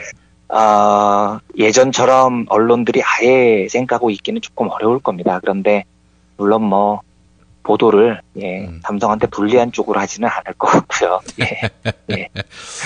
조선일보 기사를 보니까 네. 이재용 부회장 지배력 강화되나 이렇게 달더군요. 예. 그렇게 해야만 보도를 하겠죠. 예. 그런 식으로요. 예, 하여간 참 물이라고 다 같은 물이 아닙니다. 똥물이 있고 정수된 물이 있고 그렇습니다. 네. 언론 소비자들이 똑똑하다면은 똥물 대신에 정수를 택하겠죠. 네. 예. 네. 아, 굉장히 중요한 뉴스네요. 이거 뭐 엄청난 파장이 있을 것 같고 사실 이제 삼성 정도의 회사라면은 대외 이미지도 신경을 안 쓸 수 없는 그런 회사 아닙니까? 그렇죠. 예. 그런데 지금 이 짓을 하니까요. 제가 그래서 굉장히 의아한 겁니다. 예. 이게 빤스 벗고 달려든다 이런 표현이 그렇죠. 지금은 진짜 그런 거거든요. 예. 알겠습니다. 자, 다음 이슈 살펴보도록 하겠습니다. 네. 지난 토요일에 한겨레 김태규 기자가 박근혜 대통령의 코리아 에이드, 즉 아프리카 원조 계획 이 내용을 소개하기도 했는데 경제학적 관점에서 한번 짚어주신다고요? 예, 그러겠습니다. 그러니까 이미 이제 그 김태규 기자님께서 워낙 그 사회학적인 관점 그리고 그 원조의 형식에 대한 관점에 대해서는 워낙 잘 설명을 해주셨으니까요. 예. 그런데 지금 이제 아프리카에서는 이 원조라는 경제적인 카테고리를 가지고 굉장히 격한 논쟁이 벌어지고 있거든요. 그래서 그 논쟁을 좀 소개를 해드리면서 왜 박근혜 대통령의 이 코리아 에이드가 김태우 기자님께서 설명해 주신 사회적인 관점 이외에도 충분히 비난받아야 하는지에 대해서 경제적 관점으로도 좀 말씀을 드리려고 합니다. 예. 뭐 하여간 뭐 김태우 기자님께서 하셨던 말씀을 잠깐만 요약을 드리면 어쨌든 뭐 엄청난 뻘짓이었죠. 뭐 예, 소녀, 가임기 여성, 산모를 대상으로 초음파 기기로 태아의 모습을 사진으로 제공하는 서비스를 진행하겠다. 예. 아파 죽고 굶어 죽는 사람들한테 태아 모습 사진 제공한다는 건 저는 도대체 이게 누구 대가리에서 나온 아이디어인지 진짜 궁금합니다. 이동형 식품개발 협력 사업. 그래서 비빔밥 제공한다는 거죠. 예. 시각 자체가 엉망인 거죠. 예. 그분들의 입장에서 식사를 제공하게 하는 게 아니고 우리가 주고 싶은 걸 먹이겠다는 거니까요. 예. 뭐 제일 황당했었던 거, 뭐 영상 트럭 한 대 가면서 예. K-팝, 뮤직비디오, 뭐 평창 올림픽 홍보, 관광, 태권도 홍보 같은 거 틀어준다는 거였으니까요. 예. 대놓고 미친 짓인 겁니다. 이게요. 예. 이게 뭐 약간 바꿔서 얘기를 해보면. 한국전쟁 때 그 우리 굶주리던 우리 민중들한테 미국 애들이 와가지고 스파게티 한 그릇 끓여주면서 예, 엘비스 프레슬리 음악 틀어놓고 있는 뭐 이런 거거든요. 예, 이거는 폭력인 거죠, 폭력. 예, 비빔밥 한 그릇 주면서 한국을 좋아해 뭐 이러는 거니까요. 거의 뭐 폭력인 건데요. 예. 이제 이 비판은 뭐 많이 들으셨을 테니까요. 제가 오늘 드리고 싶은 말씀은 뭐냐면은요. 지금 이 원조가요. 그 코리아 에이드도 똑같은 시각인 건데 원조를 받는 나라의 시각이 아니라 원조를 하는 나라의 시각에서 제멋대로 지금 원조를 하고 있는 거지 않습니까? 그런데 예. 이런 형식의 원조에 대해서 아프리카 현장에서 얼마나 큰 거부감을 갖고 있는지를 말씀드리고 싶은 겁니다. 실제로 아프리카 지식층에서는요. 그런 원조를 정말로 싫어합니다. 그리고 이런 원조를 하면 홍보 효과를 누리는 게 아니 진짜 그러니까 좀 심하게 말하면 병딱 취급을 받는 겁니다. 역효과만 잔뜩 나는 거죠. 이 정부가 뭘 잘 모르고 있는 거냐면요. 예. 아프리카를 근본적으로 개무시하면서 지금 출발을 해서 이런 시각이 나오고 있는 거죠. 진짜 그렇죠. 예, 그러니까 야 우리가 말이야 버스 한 10대 굴릴게. 그리고 아이돌 동영상 틀어주고 비빔밥 한 그릇 주면 너희들 좋아서 미치겠지. 예, 아프리카를 이런 미개 국가로 생각을 하는 거죠. 그런데 아프리카 지식층들이라는 곳이 지금 얼마나 수준 높은 논쟁을 하고 있는지 모르는 겁니다. 지금 우리나라에서. 예. 그러니까 제가 이 얘기를 하면 우리나라 정부는 그럴 것 같아요. 야 아프리카에도 지식층이 있어? 뭐 이딴 소리를 할 것 같은 겁니다. 당연히 아프리카에는 매우 탄탄하고 수준 높은 지식층들이 있고요. 지금 이 원조에 대해서 벌써 몇 년째 뜨거운 논쟁을 하고 있습니다. 제가 이 방송에서도 몇 번 소개를 드린 적이 있는데 담비사 모요라는 경제학자가 있습니다. 근데 이 사람은 벌써 세계적인 석학 반열에 올라와 있는 사람입니다. 굉장히 젊거든요. 그리고 예. 잠비아 출신 여성 경제학자고요. 예. 유럽이나 미국 가서 한번 물어보십시오. 예. 최경환이 더 유명한지 담비사 모요가 더 유명한지요. 예. 최경환 아는 사람 아무도 없는데 담비사 모요를 아는 사람 너무 많습니다. 이 사람은 이미 타임지가 선정한 가장 영향력 있는 이코노미스트 경제학자 100인 안에 드는 사람입니다. 근데 이 담비사 모요가 2009년에 아프리카가 가난한 이유가 뭐냐 이 경제학적인 이유를 설파한 책이 있습니다. 그 책 이름이 죽은 원조라는 책입니다. 데드 에이드라는 책이거든요. 예. 굉장히 유명한 책입니다. 근데 이 책 내용의 주제가 뭐냐면 서구에서 아무리 선진국이 원조를 해도 아프리카는 나아지지 않는다. 부정부패, 빈곤, 에이즈가 오히려 더 늘어난다는 거예요. 아하. 그래서 이 담비사 모요의 주장의 핵심이 뭐냐면 이 유명한 원조 무용론이라는 겁니다. 원조하지 마. 니들이 원조해 주는 거 독재자들 도와줄 뿐이야. 이 담비사 모요의 이야기가 나온 다음에 세계적인 석학들이 8년째 지금 이 논쟁을 하고 있습니다. 이어받은 사람은 뭐 유명한 사람입니다만 뉴욕 대학의 석학인 윌리엄 이스털리라는 사람은 서구의 원조는 왜 효과를 거두지 못하나 이런 책도 쓰고요. 물론 담비사 모요의 의견에 반대하는 사람들도 있습니다. 그리고 중간적인 입장을 가지고 있는 사람도 있고요. 세계적 석학들이 지금 이걸 가지고 피 튀게 논쟁을 하고 있는 겁니다. 그런데 우리나라는 거기다 대고 비빔밥 한 그릇 주면서 평창올림픽도 홍보하고 뭐 태권도도 홍보하고 이렇게 생각을 하고 있는 겁니다. 그러니까 저는 이 코리아 에이드가 너무 하찮아서 아프리카에서 잘 안 알려질 거라고 봅니다, 사실은요. 그런데 이게 저는 너무 하찮아서 안 알려졌으면 좋겠어요. 예. 이게 알려지면 아프리카 지식층들, 세계 석학들한테 알려지면 이게 얼마나 큰 비웃음거리가 되겠습니까? 케냐 여성환경운동가로 굉장히 유명한 사람이 있습니다. 왕가리 마타이라는 사람인데요. 예. 아프리카 그린벨트 운동을 창설한 사람이기도 하고요. 2004년 노벨 평화상을 수상한 분이다. 다 여자분이시고요. 예. 그런데 이 왕가리 마타이가 어떻게 주장을 하냐면요. 한번 참 경청해서 들어봐 주셨으면 하는 주장입니다. 이분이 이제 자기 책인 아프리카의 도전이라는 책에서 하신 말씀인데요. 예. 핵심은 제국주의 식민지화가 아프리카의 정체성과 문화를 파괴했다. 이게 핵심인데 뭐라고 말씀을 하시냐면요. 제국주의의 문화를 심는 이벤트성 원조는 아프리카에 아무 도움이 안 될 뿐더러 오히려 해악을 끼칠 뿐이다. 이런 이벤트성 원조는 아프리카의 문화를 파괴한다. 아프리카의 변화는 민중운동을 통해 시작되어야 하며 아프리카인들은 그들의 전통 위에 올라서야 한다. 이게 이제 이분의 핵심인 겁니다. 예.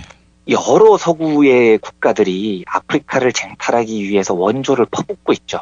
중국도, 인도도 다 퍼붓고 있습니다. 그런데 왕가리 마타이의 주장은 뭐냐면 이 원조를 고지고대로 받아들여서는 안 된다. 왜냐하면 이들의 원조는 아프리카의 전통과 문화를 무시하고 제국주의 문화를 심으려 한다는 것 때문입니다. 고작 돈 몇 푼, 옥수수 몇 톤 쥐어주면서 그들의 문화를 심어주려 한다는 거죠. 이걸 아프리카는 단호하게 거부해야 된다는 것이 바로 왕가리 마타이의 주장인 겁니다. 아프리카의 민중들은 아프리카만의 문화 위에서 서야 한다는 거죠. 지금 코리아 에이드 하는 짓 보십시오. 이게 딱 그런 거거든요. 예. 그리고 심지어 뭐 많이 주지도 않습니다. 고작 비빔밥 몇 그릇 주면서 뭘 그렇게 많이 홍보하겠다는 겁니까? 평창, 태권도, 예, 뭐 별의별 사물놀이까지 홍보하겠다는 거 아닙니까? 예. 아니 뭐 뭘 좀 많이 주고 홍보를 해도 왕가리 마타이 같은 사람한테서 제동이 걸리는데 비빔밥 몇 그릇 주고 이거를 한다는 발상 자체가 개그인 겁니다. 한국 홍보라는 것을 끼워 넣는 이 대상을 보면서 저는 어떤 생각이 들었냐면요. 원조를 한다는 거예요. 그리고 조금 더 가까이 우리가 누구를 돕는다는 거예요. 이런 행동을 할 때 저는 제일 하지 말아야 될 행동이 어떤 거라고 생각을 하냐면, 야, 내가 도와줬잖아. 자, 내 앞에 와서 좀 감사 좀 해봐. 내 지적 허영심을 만족시켜줘. 이제 더 나가면 내 앞에서 좀 알랑방귀를 껴줘. 이런 태도인 겁니다. 이 냉정하게 말해서 이건 누군가를 돕는 행동이 아니에요. 나를 돕는 행위죠. 내 만족감을 충족시키기 위한 행동일 뿐입니다. 이렇게 누구를 도와주면 도움을 받는 쪽에서 모를 것 같습니까? 알지. 그렇게 거들먹거리고 자기 이해관계를 다 드러내면 도움을 받는 쪽에서 고마워하지 않습니다. 그런데 그 사람들이 고마워하지 않는 건 둘째 문제입니다. 더 중요한 건 도와주는 사람의 마음의 원천이라는 겁니다. 왜 돕냐고요? 왜? 내가 잘난 걸 과시하기 위해서 돕는 게 아니지 않습니까? 내가 도운 다음에 뭔가 되갚음을 받기 위해서 돕는 게 아니지 않습니까? 내가 이익을 챙기기 위해서 뭔가를 돕는 게 아니지 않습니까? 도움의 관점 자체가 잘못된 겁니다. 저는 우리가 만약에 아프리카를 도와야 한다면요, 저는 도와야 한다고 생각합니다. 그런데 그건 우리의 반성 위에서 출발을 하는 겁니다. 우리는 세계 10위권의 강대국인데, 우리는 많은 도움으로 경제 대국이 됐는데, 왜 5초에 한 명의 어린이가 굶어 죽는 아프리카의 이 기아를 대한민국은 왜 지금까지 모른 척했나? 왜 강대국 제국주의의 수탈이 진행되는 와중에도 대한민국은 왜 그들의 자주적 권리를 위해서 함께 싸워주지 못했나? 왜 그들이 기아에 빠져있는 현실을 지금까지 애써 외면했나? 미안함, 생명에 대한 안타까움, 이것으로부터 출발하는 게 진정한 의미의 도움인 겁니다. 그리고 그 도움의 결과가 그들이 서로 고마워하지 않아도, 그들이 우리한테 아무 대가를 주지 않아도 굶어 죽고 병들어 죽는 사람들을 돕는 것이 세계 10위권 국가로서의 임무이고 우리의 책무라는 사실을 인지한다면 아무것도 받지 않아도 되는 거죠. 우리가 도왔어 하는 사치심에서 돕는 건 도움이 아니라는 겁니다. 그러니까 저는 이 코리아 에이드를 보면서 한심하면서도요, 더 화가 났던 건 이 정부는 너무 비인간적인 겁니다. 가난하고 굶주린 사람들을 돕는데 이유를 반드시 대고 도와야 된다. 저 사람들의 문화 전통을 말살하면서까지 한국의 평창올림픽을 홍보해야지 도울 수 있는 겁니다. 고작 비빔밥 몇 그릇 주면서요. 뭘 가난해 봤어야 알죠, 이 사람들이. 도움을 받는 사람들의 심정이 어떤 건지요. 그 사람들을 지켜봤어야 알죠. 모르니까 그냥 막 던지는 겁니다. 야, 비빔밥 몇 그릇 줄게. 평창올림픽 홍보 동영상 봐라. 이러는 거죠. 제가 그 지난번에 그 대통령 아프리카 순방 때 김용민 PD님께서 해외에서 가급적 이분이 오래 머무르시고 안 돌아오셨으면 좋겠다는 말씀에 굉장히 제가 수긍을 했었는데요. 예. 생각이 좀 바뀌었습니다. 예. 해외에도 오래 나가야 계시면 안 되겠더라고요, 이분은요. 나가는 족족 진짜 한국 이미지를 쌈마이로 만들어 놓으니까요. 아프리카가 한국을 어떻게 바라볼지 참 두렵습니다. 이것 때문에 코리아 에이드가 참 서글픈 소식이었고요. 예. 그래서 이 마음이 제가 참 너무나 어두워져서 이 마음을 좀 공유드리고 싶어서 청취자분들께 한 번 더 소개를 드렸습니다. 예. 참, 천박합니다. 천박하다. 네. 예, 딱 그 단어입니다. 천박하다는 말밖에는 생각이 안 나고요. 이게 책무라는 생각이 들지 않고 뭐 자선을 베푼다, 시혜를 하는 것이다. 그렇죠. 이런 인식 속에서 출발하는 것이기 때문에 더더욱 진정성이 없는 것이고. 참 뭐 어떡합니까? 이 사람을 대통령으로 인정할 수밖에 없는 현재 체제가 그러하니 그렇죠. 우리의 저항 정신이 밑바닥이라는 거를 뭐 탓하는 수밖에 없을 것 같고요. 알겠습니다. 민중의 소리 이완배 기자님과 함께했습니다. 수고하셨습니다. 네, 감사합니다. 여러분 안녕하세요. 민중의 소리 아나운서 정혜림입니다. 이 어묵한 여왕님 치하에서 다들 잘 견디고 계시죠? 오늘도 종편의 주옥 같은 헛소리에 혼이 정상인 듯 정상 아닌 비정상 같은 여왕님의 우주 타령에 고구마 100개쯤 한꺼번에 삼킨 듯 답답한 마음에 죄 없는 가슴팍만 두들겨대고 계세요. 이젠 시원한 사이다 같은 민중의 소리와 함께하세요. 잘 키운 진보 언론 열종편 안 부럽습니다. 한 달 10,000원 소액 CMS 후원으로 민중의 소리에 큰 힘이 되어주세요. 1661-0451 1661-0451 전화 기다릴게요.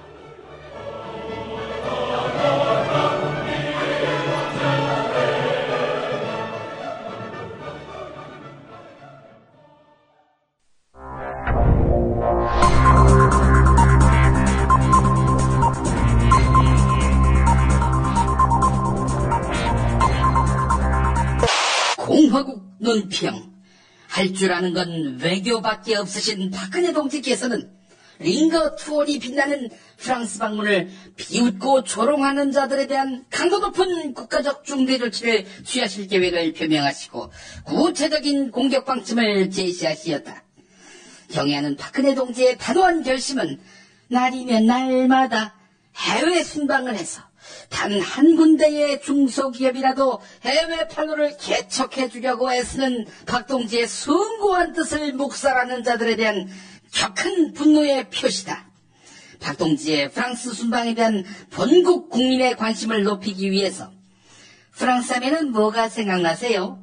이렇게 SNS에 퀴즈를 냈을 때 왕의 목을 딴 거, 유체이탈 마리 앙뚜아네트 또는 혁명 이런 식으로 반란과 영모의 뜻을 감추지 않는 자들, 이 자들의 범죄적 의도는 대륙권, 성층권, 중간권, 열권, 즉 대기권을 뚫는다 하겠다. 이는 박동지에 대한 체질적인 거부감과 적개심을 노골적으로 드러내는 것으로서 추호도 용납할 수 없는 포항무도한 도발 행위의 다름 아니다. 누리꾼들은 박동지의 노고에 침을 뱉은 점 무릎 꿇고 사과해야 할 것이다. 특히 박동지의 순방 행사 기간 중에 한국을 소개하는 부스에 기업인은 전혀 오지 않고 아이돌 스타 보러 온 소녀만 넘쳐났다는 증언들이 속출하고 있고 현지 번역자를 구할 때 예쁜 여성이어야 합니다. 이렇게 운운하는 등 프랑스에서는 고소당할 수도 있는 행태를 한국 정부가 서슴지 않았다는 비난까지 속출하고 있는데 감히 국가 원수의 권위에 도전하는 바 쓰레기, 악질, 반동, 양아치, 쓰다 버린 콘돔, 먹다 버린 생선뼈, 꽉 찬 음식물 쓰레기통, 찢어진 스타킹, 끈 떨어진 샌들, 미딱다가 똥꼬에 낀 휴지, 종이컵에 담긴 커피에 수장된 담배꽁초, 변기에 들어가려다가 막힌 라면 찌꺼기, 머리를 감는 중에 샴푸로 알고 썼는데 알고 보니까 트리오와 같은 극악무도한 난동의 다름 아니다. 아울러 박동진을 참을 수 없이 모독하고 우롱하고 천추의 한이 될 망동을 감행하는 것이다. 따라서 참혹하고 참담한 대가만이 너희들을 기다리게 될 것이다. 국정원 여론공작팀, 군사이버 사령부 대남 공작팀이 사라진 줄 알았지? 박동지의 프랑스 방문을 비웃는 자들, 가벼운 옷차림으로 프랑스로 가야 할 것이다. 그리고 양계장 근처에 모여야 할 것이다. 그렇지 않을 시에는 박근혜 동지의 치솟는 분노와 경천 동지의 탄압의 불벼락을 피할 수 없게 될 것이다. 우리는 너희들이 하는 것보다 프랑스와 많이 친하다.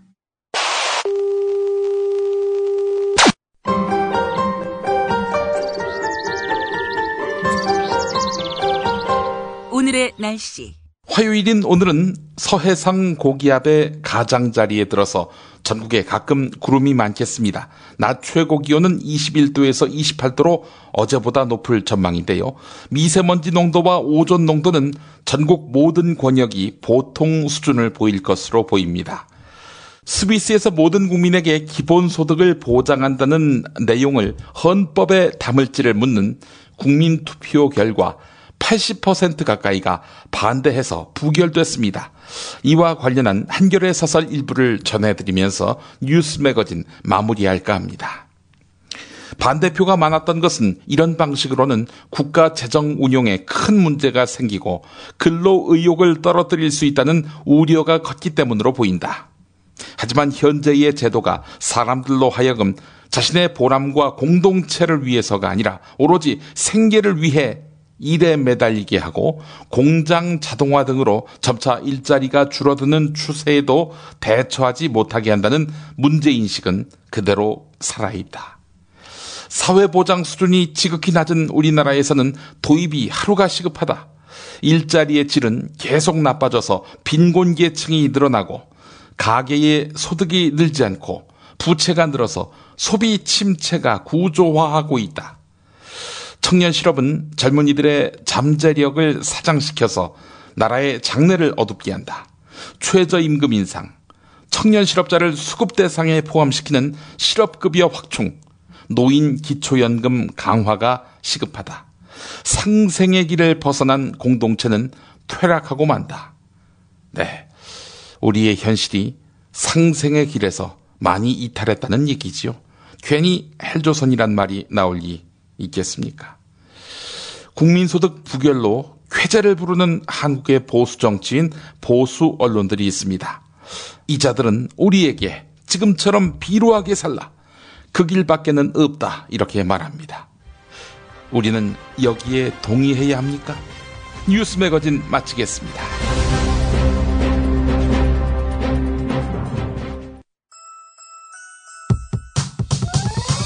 이번 방송 괜찮았나요? 작별의 여운 이렇게 표시해주세요. 다운로드하기, 댓글 달기, 구독하기, 별점 주기. 더 좋은 방송 만들어달라는 약속 이렇게 응원해주세요. 다운로드하기, 댓글 달기, 구독하기, 별점 주기. 기억하셨죠? 다운로드하기, 댓글 달기, 구독하기, 별점 주기.